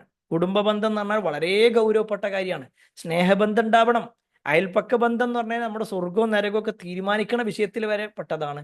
ആദർശ ബന്ധം വളരെ പ്രധാനപ്പെട്ടതാണ്, സാമൂഹ്യ ബന്ധവും വളരെ പ്രധാനപ്പെട്ടതാണ്. എന്നാൽ ഇത് ഓരോന്നും നമുക്ക് എന്ത് ചെയ്യാണ്ട് വിശദീകരിക്കാനുണ്ട്, നമ്മൾ അതിലേക്ക് പോണില്ല. പക്ഷേ ഏറ്റവും പ്രധാനപ്പെട്ട ബന്ധം എന്താണെന്ന് വെച്ചാൽ ആദർശ ബന്ധമാണ്. ആദർശം, ദീനുമായിട്ടുള്ള ബന്ധം. ഒരാള് ഇന്ന ദീനിലാണ് എങ്കിൽ അയാളോട് നമുക്കുള്ളൊരു ബന്ധമുണ്ട്. ഈ വലാ ബറാ എന്നൊക്കെ ചിലപ്പോൾ നിങ്ങൾ കേട്ടിട്ടുണ്ടാവും. വിശ്വാസികളോട് അങ്ങേയറ്റത്തെ ഒരു ബന്ധം ഉണ്ടാവും. ഒരു പക്ഷേ നമ്മുടെ കുടുംബം ദീനുമായിട്ട് അങ്ങനെ ഒന്നും സഹകരിക്കാത്ത ഒരാളാണ് എങ്കിൽ ആ കുടുംബത്തിനേക്കാൾ നമുക്ക് ബന്ധം ഉണ്ടാവേണ്ടത് ദീനുമായിട്ട് നമ്മളെ അടുപ്പിക്കുന്നവരാരാണോ അവരോടാണ്. ഞാൻ പറയണത് നിങ്ങൾക്ക് മനസ്സിലാവുന്നുണ്ടെന്ന് വിചാരിക്കുന്നു. നമുക്കൊരു സുഹൃത്തുണ്ട്, അതേപോലെ തന്നെ വേറൊരു കുടുംബക്കാരനുണ്ട്, വേറെ ഒരാളുണ്ട്. ഒരാൾ സുഹൃത്ത് ബന്ധം മാത്രമാണ്. ഒരിങ്ങനെ കാണുമ്പോൾ നമ്മൾ എന്ത് ചെയ്യും, ഹായ് ഹായ് എന്തൊക്കെ വിശേഷ സുഖല്ലേ, മക്കളൊക്കെ പിന്നെ സ്കൂളിലൊക്കെ പോകണില്ല, ഇങ്ങനത്തെ വർത്താനം മാത്രമേ ഉണ്ടാകുള്ളൂ. കുടുംബക്കാരെ സംബന്ധിച്ചിടത്തോളം അവർക്ക് കുടുംബപരമായ കാര്യങ്ങൾ മാത്രമേ ചർച്ച ചെയ്യേണ്ടാവുള്ളൂ. എന്നാൽ നമ്മൾ ഒരാളെ കാണുമ്പോൾ അയാളോട് നമ്മൾ സംസാരിക്കുന്നത് മുഴുവൻ ദീനുമായി ബന്ധപ്പെട്ടതാണ് എങ്കിൽ ഉറപ്പിച്ചോ, അയാളോടുള്ള ബന്ധത്തിനോളം നമ്മളെ സ്വർഗത്തിലേക്ക് എത്തിക്കുന്ന മറ്റൊന്നും ഉണ്ടാവില്ല. അയാളുമായിട്ടുള്ള നമ്മളിങ്ങനെ ഓരോ നമ്മളൊരു ഫ്രണ്ട്സിന്റെ ഒരു സർക്കിൾ ഉണ്ടല്ലോ, ആ സർക്കിൾ ഉണ്ട് നോക്കിക്കഴിഞ്ഞാൽ, അല്ലെങ്കിൽ നമ്മുടെ മറ്റുള്ള നമ്മളുമായിട്ട് ഇടപെടുന്ന ആളുകൾ അങ്ങനെ നോക്കിക്കഴിഞ്ഞാൽ, ഇപ്പൊ നമ്മൾ കല്യാണത്തിന് പോയി എന്ന് വിചാരിച്ചോ, ഒരാളെ കാണുമ്പോൾ നമ്മൾ ചോദിക്കുക എന്താന്ന് വെച്ച് കഴിഞ്ഞാൽ, ചിലപ്പോ പിന്നെ നിങ്ങൾ എങ്ങനെ വന്നേ, മറ്റേ കാര്യങ്ങൾ, ഇങ്ങനെ ഓരോ കാര്യങ്ങൾ ദുനിയാവുമായി ബന്ധപ്പെട്ടുള്ള കാര്യങ്ങളായിരിക്കും നമ്മൾ പറയാം. വേറെ ചില ആൾക്കാരെ കാണുമ്പോൾ സമയത്ത് നമ്മൾ ചോദിക്കുക മുഴുവൻ സ്വർണവുമായി ബന്ധപ്പെട്ടുകൊണ്ടോ അല്ലെങ്കിൽ അങ്ങനത്തെ കുറച്ച് കാര്യങ്ങളാണ് പറയാം. വേറെ ചില ആൾക്കാരെ കാണുന്ന സമയത്ത് നമ്മൾ കുടുംബവുമായി ബന്ധപ്പെട്ടുള്ള കാര്യങ്ങളാണ് പറയാം. വേറെ ചില ആൾക്കാരെ വർത്താനം പറഞ്ഞു കഴിഞ്ഞാൽ നമ്മൾ എപ്പോഴും പറയുന്ന ദീനിന്റെ കാര്യങ്ങൾ മാത്രമായിരിക്കും. അല്ല, ഞാൻ ഇങ്ങനെ ഒരു സംശയം കേട്ടുട്ടില്ലേ, അതെന്തെന്ന് സംഭവം, ഇങ്ങനൊരു ഹദീസ് കേട്ടിട്ടുണ്ടല്ലോ, ഇങ്ങനൊരു പിന്നെ ഒരു പുണ്യത്തെ കുറിച്ച് ഇങ്ങനെ കേട്ടു, ഞാൻ ഇങ്ങനെയൊക്കെ ഒരു ചെയ്യണ്ടിട്ടില്ലേ, ഇങ്ങനെ എന്ത് ചെയ്യും, എല്ലാം ഒരു ദീനിനെ കണക്ട് ചെയ്യാം, ദീനുമായിട്ടൊരു ബന്ധം ഉണ്ടാവും. ഇതാണ് ഏറ്റവും പ്രധാനപ്പെട്ട ബന്ധം. ഏറ്റവും പ്രധാനം എന്ന് പറഞ്ഞാൽ അതാണ്. അതുകൊണ്ടാണ് ചരിത്രത്തിൽ കാണാൻ പറ്റും, പിന്നെ ഒരു സഹാബി, എൻ്റെ ഓർമ്മ ശരിയാണെങ്കിൽ സഅദ് ബിനു അബി വക്കാസ് റളിയല്ലാഹു അൻഹു ആണ് തോന്നുന്നുണ്ട്. സഅദ് ബിൻ അബി വക്കാസ് റളിയല്ലാഹു അൻഹു ആണോ മിസ്അബ് ബിൻ ഉമൈറാണ്, എനിക്ക് സംശയമുണ്ട്. അവര് ഒരു യുദ്ധം കഴിഞ്ഞിട്ട് അവരുടെ സഹോദരനെ മുസ്ലിമായ ഒരാൾ എന്ത് ചെയ്യാണ്, പിന്നെ അവനെ കെട്ടുകയാണ്. അതായത് ഈ സ്വഹാബി മുസ്ലിമാണ്, അദ്ദേഹത്തിന്റെ സഹോദരനാവട്ടെ അമുസ്ലിമാണ്, മുശ്രിക്കാണ്. അപ്പോ യുദ്ധം ചെയ്തപ്പോൾ അവർ പരാജയപ്പെട്ടു. അപ്പൊ ഈ മുശ്രിക്കായ വ്യക്തിയെ മുസ്ലിമായ മറ്റൊരാൾ ഇങ്ങനെ കെട്ടുന്നത് ഈ സഹാബിക്കാണ്. ഒന്നുകിൽ സഅദ് ബിൻ അബി വക്കാസ് ആണ്, അല്ലെങ്കിൽ മിസ്അബ് ബിൻ ഉമൈറാണ്. അപ്പൊ കണ്ട ഉടനെ ഇവിടുന്ന് വിളിച്ചു പറയണം എന്താ അറിയോ, അബു യാസിർ ഓരെ നേരെ കെട്ടിക്കോ, നല്ല പൈസ ഉള്ള ആളാണ്, ഒരമ്മാരത്തെ നല്ല പൈസ ഉണ്ട്, ഓരെ കെട്ടിക്കോ. സ്വന്തം സഹോദരനെ കുറിച്ചാ പറയണേ. അപ്പൊ ഈ സഹോദരൻ പറയണ, അല്ല ഞാനല്ലേ നിന്റെ സഹോദരൻ, എന്നെ കുറിച്ചാ നീ പറയണത്, വേറൊരാളോട് എന്നെ പിന്നെ ബന്ധിക്ക്, എന്നെ കെട്ടിയിടുന്ന് നീയാണോ പറയണത് എന്ന് ആ മുശ്രിക്കായ സഹോദരൻ ചോദിക്കുമ്പോ ഈ മുസ്ലിമായ സഅദ് ബിൻ അബി വക്കാസ് അല്ലെങ്കിൽ പിന്നെ മറ്റേ സഹാബി പറയുന്ന വാക്ക് എന്താന്ന് വെച്ച് കഴിഞ്ഞാല്, നമ്മള് രക്തബന്ധമുണ്ട്, അനിയനും ജ്യേഷ്ഠനൊക്കെ തന്നെയാണ്, പക്ഷെ എനിക്ക് ഏറ്റവും വരെ എൻ്റെ അഹ് ആരാന്ന് വെച്ച് കഴിഞ്ഞാൽ അവനാണ് മുസ്ലിമായ ഒരു വ്യക്തിയാണ് എൻ്റെ അഹ്. അതാണ് പ്രധാനം. മുസ്ലിം എന്ന് പറയുമ്പോൾ ഒരേ സംഘടനയിൽ പെടുക എന്നൊന്നല്ല പറഞ്ഞതിൻ്റെ അർത്ഥം. മുസ്ലിം എന്ന നിലക്ക് നമ്മളെ ദീനുമായിട്ട് ബന്ധപ്പെടുത്തുന്നതായിരിക്കണം. എന്നാൽ രക്തബന്ധത്തിന് ഇസ്ലാമിൽ വലിയ സ്ഥാനമുണ്ട്. കുടുംബ ബന്ധം എന്ന് പറഞ്ഞാൽ ഒരാൾക്ക് സ്വർഗം ഉറപ്പ് നൽകുന്ന കാര്യങ്ങളാണ് കുടുംബ ബന്ധം ചേർക്കുക എന്നുള്ളത്. സ്നേഹബന്ധമുണ്ട് പരസ്പരം. അതുകൊണ്ടാണ് ഒരാളെ ഇഷ്ടപ്പെട്ടാൽ നമ്മൾ ആ ഇഷ്ടം പറയണം എന്നാ പറഞ്ഞു. ഒരാളെ ദീനിന്റെ കാര്യത്തിലുള്ള ഇഷ്ടട്ടോ, അല്ലാതെ മറ്റാളെ പൈസ കണ്ടിട്ട് ഇഷ്ടപ്പെടുക, അല്ലെങ്കിൽ അയാളെ സൗന്ദര്യം കണ്ടിട്ട് ഇഷ്ടപ്പെടുക, അതൊന്നുമല്ല. ഒരിക്കൽ നബി സല്ലല്ലാഹു അലൈഹി വസല്ലമയും ഒരു സ്വഹാബി ഇങ്ങനെ സംസാരിച്ചുകൊണ്ടിരിക്കുമ്പോൾ വേറൊരാൾ ഇങ്ങനെ നടന്നു പോകണുണ്ട്. അപ്പൊ നബിന്റെ മുന്നിൽ നിൽക്കണ സ്വഹാബി പറഞ്ഞു, നബിയെ ആ പോണ വ്യക്തിനെ എനിക്ക് വലിയ ഇഷ്ടമാണ്. അപ്പൊ നബി സല്ലല്ലാഹു അലൈഹി വസല്ലമ ചോദിക്കണം എന്താ അറിയോ, നീ അദ്ദേഹത്തോട് ആ ഇഷ്ടം പറഞ്ഞിട്ടുണ്ടോ എന്നാ, ഇഷ്ടം അദ്ദേഹത്തോട് പറഞ്ഞിട്ടുണ്ടോ? അപ്പൊ അദ്ദേഹം പറഞ്ഞു, ഇല്ല, ഞാൻ പറഞ്ഞിട്ടില്ല. പിന്നെ നബി സല്ലല്ലാഹു അലൈഹി വസല്ലം പറയണമെന്ന്, വേഗം ചെല്ല്, എന്നിട്ട് അയാളോട് ചെന്ന് പറ, ഇന്നി ഉഹിബ്ബുക ഫില്ലാ, അള്ളാന്റെ കാര്യത്തിൽ ഞാൻ നിങ്ങളെ ഇഷ്ടപ്പെടുന്നുണ്ട്. അള്ളാന്റെ കാര്യത്തിൽ. നിങ്ങളെ സമ്പത്ത് കണ്ടിട്ടല്ല എനിക്കിഷ്ടം, നിങ്ങളുടെ സൗന്ദര്യം കണ്ടിട്ടല്ല ഇഷ്ടം, നിങ്ങളുടെ തറവാടിത്തം കണ്ടിട്ടല്ല, നിങ്ങളുടെ ശരീരത്തിലെ കണ്ണോ മൂക്കോ ചെവിയോ കണ്ടിട്ടൊന്നുമല്ല, മറിച്ച് ദീനിന്റെ കാര്യത്തിൽ. നിങ്ങൾക്ക് ദീനുണ്ട്, അതുകൊണ്ട് എനിക്ക് നിങ്ങളെ ഇഷ്ടമാണ്. നിങ്ങൾ ദീന് പഠിക്കുന്നുണ്ട്, അതുകൊണ്ട് എനിക്ക് നിങ്ങളെ ഇഷ്ടമാണ്. നിങ്ങൾ ദീനിന്റെ ആളാണ്, അതുകൊണ്ട് എനിക്ക് നിങ്ങളെ ഇഷ്ടം. ഇതാണ് ശരിക്ക് നബി സല്ലല്ലാഹു അലൈഹി വസല്ലമ പഠിപ്പിച്ച ഒരു ഇഷ്ടത്തിന്റെ ആ സ്നേഹബന്ധമാണ് കേട്ടോ. അതൊക്കെ ആദർശത്തിൽ നിന്നാണ്. അതേപോലെ തന്നെ അയൽപ്പക്ക ബന്ധം എന്നുള്ളത് വളരെ പ്രധാനപ്പെട്ട ബന്ധമാണ്. അയൽപ്പക്ക ബന്ധം മുറിക്കുക എന്ന് പറഞ്ഞാൽ പിന്നെ ഒരു നരകാണ്. ഞാൻ ഇൻഷാ അല്ലാഹ് വേണമെങ്കിൽ നമുക്ക് പിന്നീട് എപ്പോഴെങ്കിലും വിശദമായിട്ട് പറയാം. എത്രയെന്ന് ചോദിച്ചാൽ അയൽവാസിയുടെ കാര്യത്തിൽ ജിബ്രീൽ അലൈഹിസ്സലാം ഉപദേശിച്ചു കൊണ്ടേയിരുന്നു. നബി സല്ലല്ലാഹു അലൈഹി വസല്ലം പറയാണ്, ഞാൻ വിചാരിച്ചു ഞാൻ മരണപ്പെട്ട് കഴിഞ്ഞാൽ എൻ്റെ അനന്തര സ്വത്തിൽ അയൽവാസികൾക്ക് കൂടി ആ മീറാസ് പിന്നെ അനന്തരാവകാശം കൊടുക്കേണ്ടി വരുമെന്ന് തോന്നിപ്പോയി. അത്രയും അയൽവാസികളോട് ബന്ധമുണ്ടെന്നാ. ഒരു ഹദീസിൽ കാണാൻ പറ്റും, നാളെ പരലോകത്ത്, നേരെ ശ്രദ്ധിക്കണം കേട്ടോ, ഈ ഭാഗം നേരെ ശ്രദ്ധിച്ചോളി. നാളെ പരലോകത്ത് ഒരു അയൽവാസി തൻ്റെ അയൽവാസിന്റെ കയ്യും പിടിച്ചിട്ട് നേരെ അള്ളാന്റെ അടുത്തേക്ക് വരുന്നു. ഒരു അയൽവാസി നമ്മളെ കൈ പിടിച്ചിട്ട് നമ്മുടെ അയൽവാസി നേരെ അള്ളാന്റെ അടുത്തേക്ക് ചെല്ലും പരലോകത്ത് വെച്ചിട്ട്. എന്നിട്ട് ചോദിക്കും, എന്നിട്ട് അള്ളഹാനോട് പറയും, ശൽ റബ്ബെ ചോയ്ക്ക് എൻ്റെ ഈ അയൽവാസിനോട് ചോയ്ക്ക്, എന്നെ കാണുമ്പോൾ എന്തിനാവും വേഗം വാതിലടച്ചിരുന്നേന്നുള്ളത് ചോദിക്കുകയാണ്. അല്ലെ, നമ്മളൊക്കെ ശരിക്കും എല്ലാം പേടിക്കേണ്ട ഒരു വാക്കാണത്. ഒരാളങ്ങനെ കാണുമ്പോഴേക്ക് വേഗം വാതിലടക്കുക, കുട്ടികൾ ആരെങ്കിലും ഒക്കെ വരുമ്പോഴേക്ക് വേഗം എടുത്തേക്കും, അപ്പുറത്തെ കുട്ടി വരുന്നുണ്ട് എന്നൊക്കെ പറയുന്ന ആളുകളുണ്ടല്ലോ. നാളെ പരലോകത്ത് അയൽവാസിന്റെ കയ്യും പിടിച്ച് വന്നിട്ട് അള്ളാന്റെ മുന്നിൽ പരാതി പറയും, എന്നെ കാണുമ്പവന് അവന്റെ വാതിലടക്കാറുണ്ട്, അവൻ ഭക്ഷണം കഴിക്കുമ്പോൾ എന്നോട് ഇന്ന് വരെ ചോദിച്ചിട്ടില്ല. നമുക്ക് എല്ലാവർക്കും അറിയണ കാര്യമല്ല, അയൽവാസി വിശന്നിരിക്കുമ്പോൾ വയറ് നിറച്ച് കഴിക്കുന്നവൻ നമ്മിൽപ്പെട്ടവനല്ല എന്നറിയാത്തവരാരെങ്കിലും ഉണ്ട് ഇതിൽ? എപ്പോഴും അല്ല, എപ്പോഴെങ്കിലുമൊക്കെ നമ്മൾ അയൽവാസിനോടല്ല എന്തൊക്കെയാ ഇപ്പോൾ വിശേഷങ്ങളെന്നൊക്കെ ചോദിക്കുമ്പോൾ, നമ്മളെ വീട്ടിൽ എന്തെങ്കിലുമൊക്കെ നല്ലതൊക്കെ ഉണ്ടാക്കുമ്പോൾ ഒരു ചെറിയ ഒരു പാത്രത്തിലെങ്കിലും അത് കൊണ്ടേ കൊടുക്കണ്ടേ നമ്മൾ അള്ളാന്റെ മുന്നിൽ രക്ഷപ്പെടാൻ? നമ്മുടെ അയൽവാസി ചിലപ്പോൾ നമുക്ക് ഒന്നും തരാത്ത ആളായിരിക്കും, ഒരു തക്കാളി ചോദിച്ചാൽ തരാത്ത ആളായിരിക്കും, കുറച്ചു മുളക് ചോദിച്ചാൽ വേണ്ട ഉപ്പ് ചോദിച്ചാൽ പോലും തരാത്ത ആളായിരിക്കും.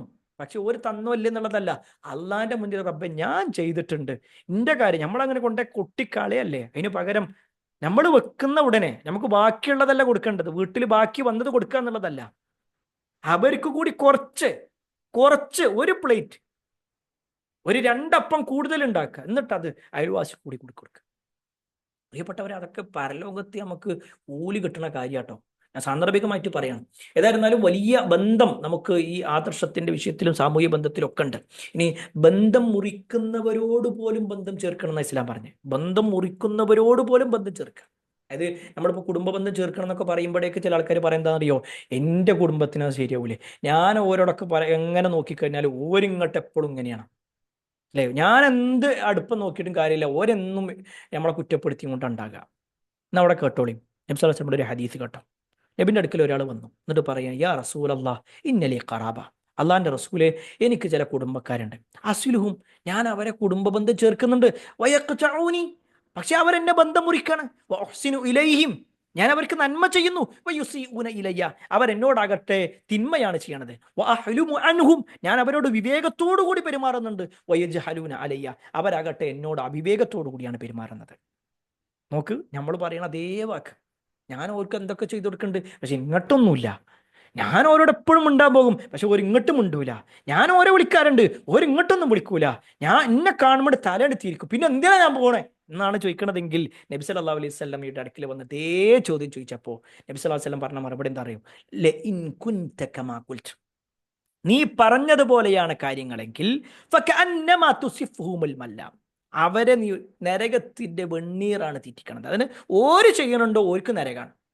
വലാ യസാലു മഅക മിനല്ലാഹി ളഹീർ അലൈഹിം മാ ദുംത അലാ ദാലിക അള്ളാന്റെ ഒരു സഹായം എപ്പോഴും നിന്റെ കൂടെ ഉണ്ടാവും. നീ ഈ പറഞ്ഞതുപോലെ തന്നെ മുന്നോട്ട് പോയിക്കോ. ഓരെതിരാണോ ഓരും പഠിച്ചോനായിക്കോട്ടെ. ഇതാണ് ആ പറഞ്ഞതിന്റെ ചുരുക്കം.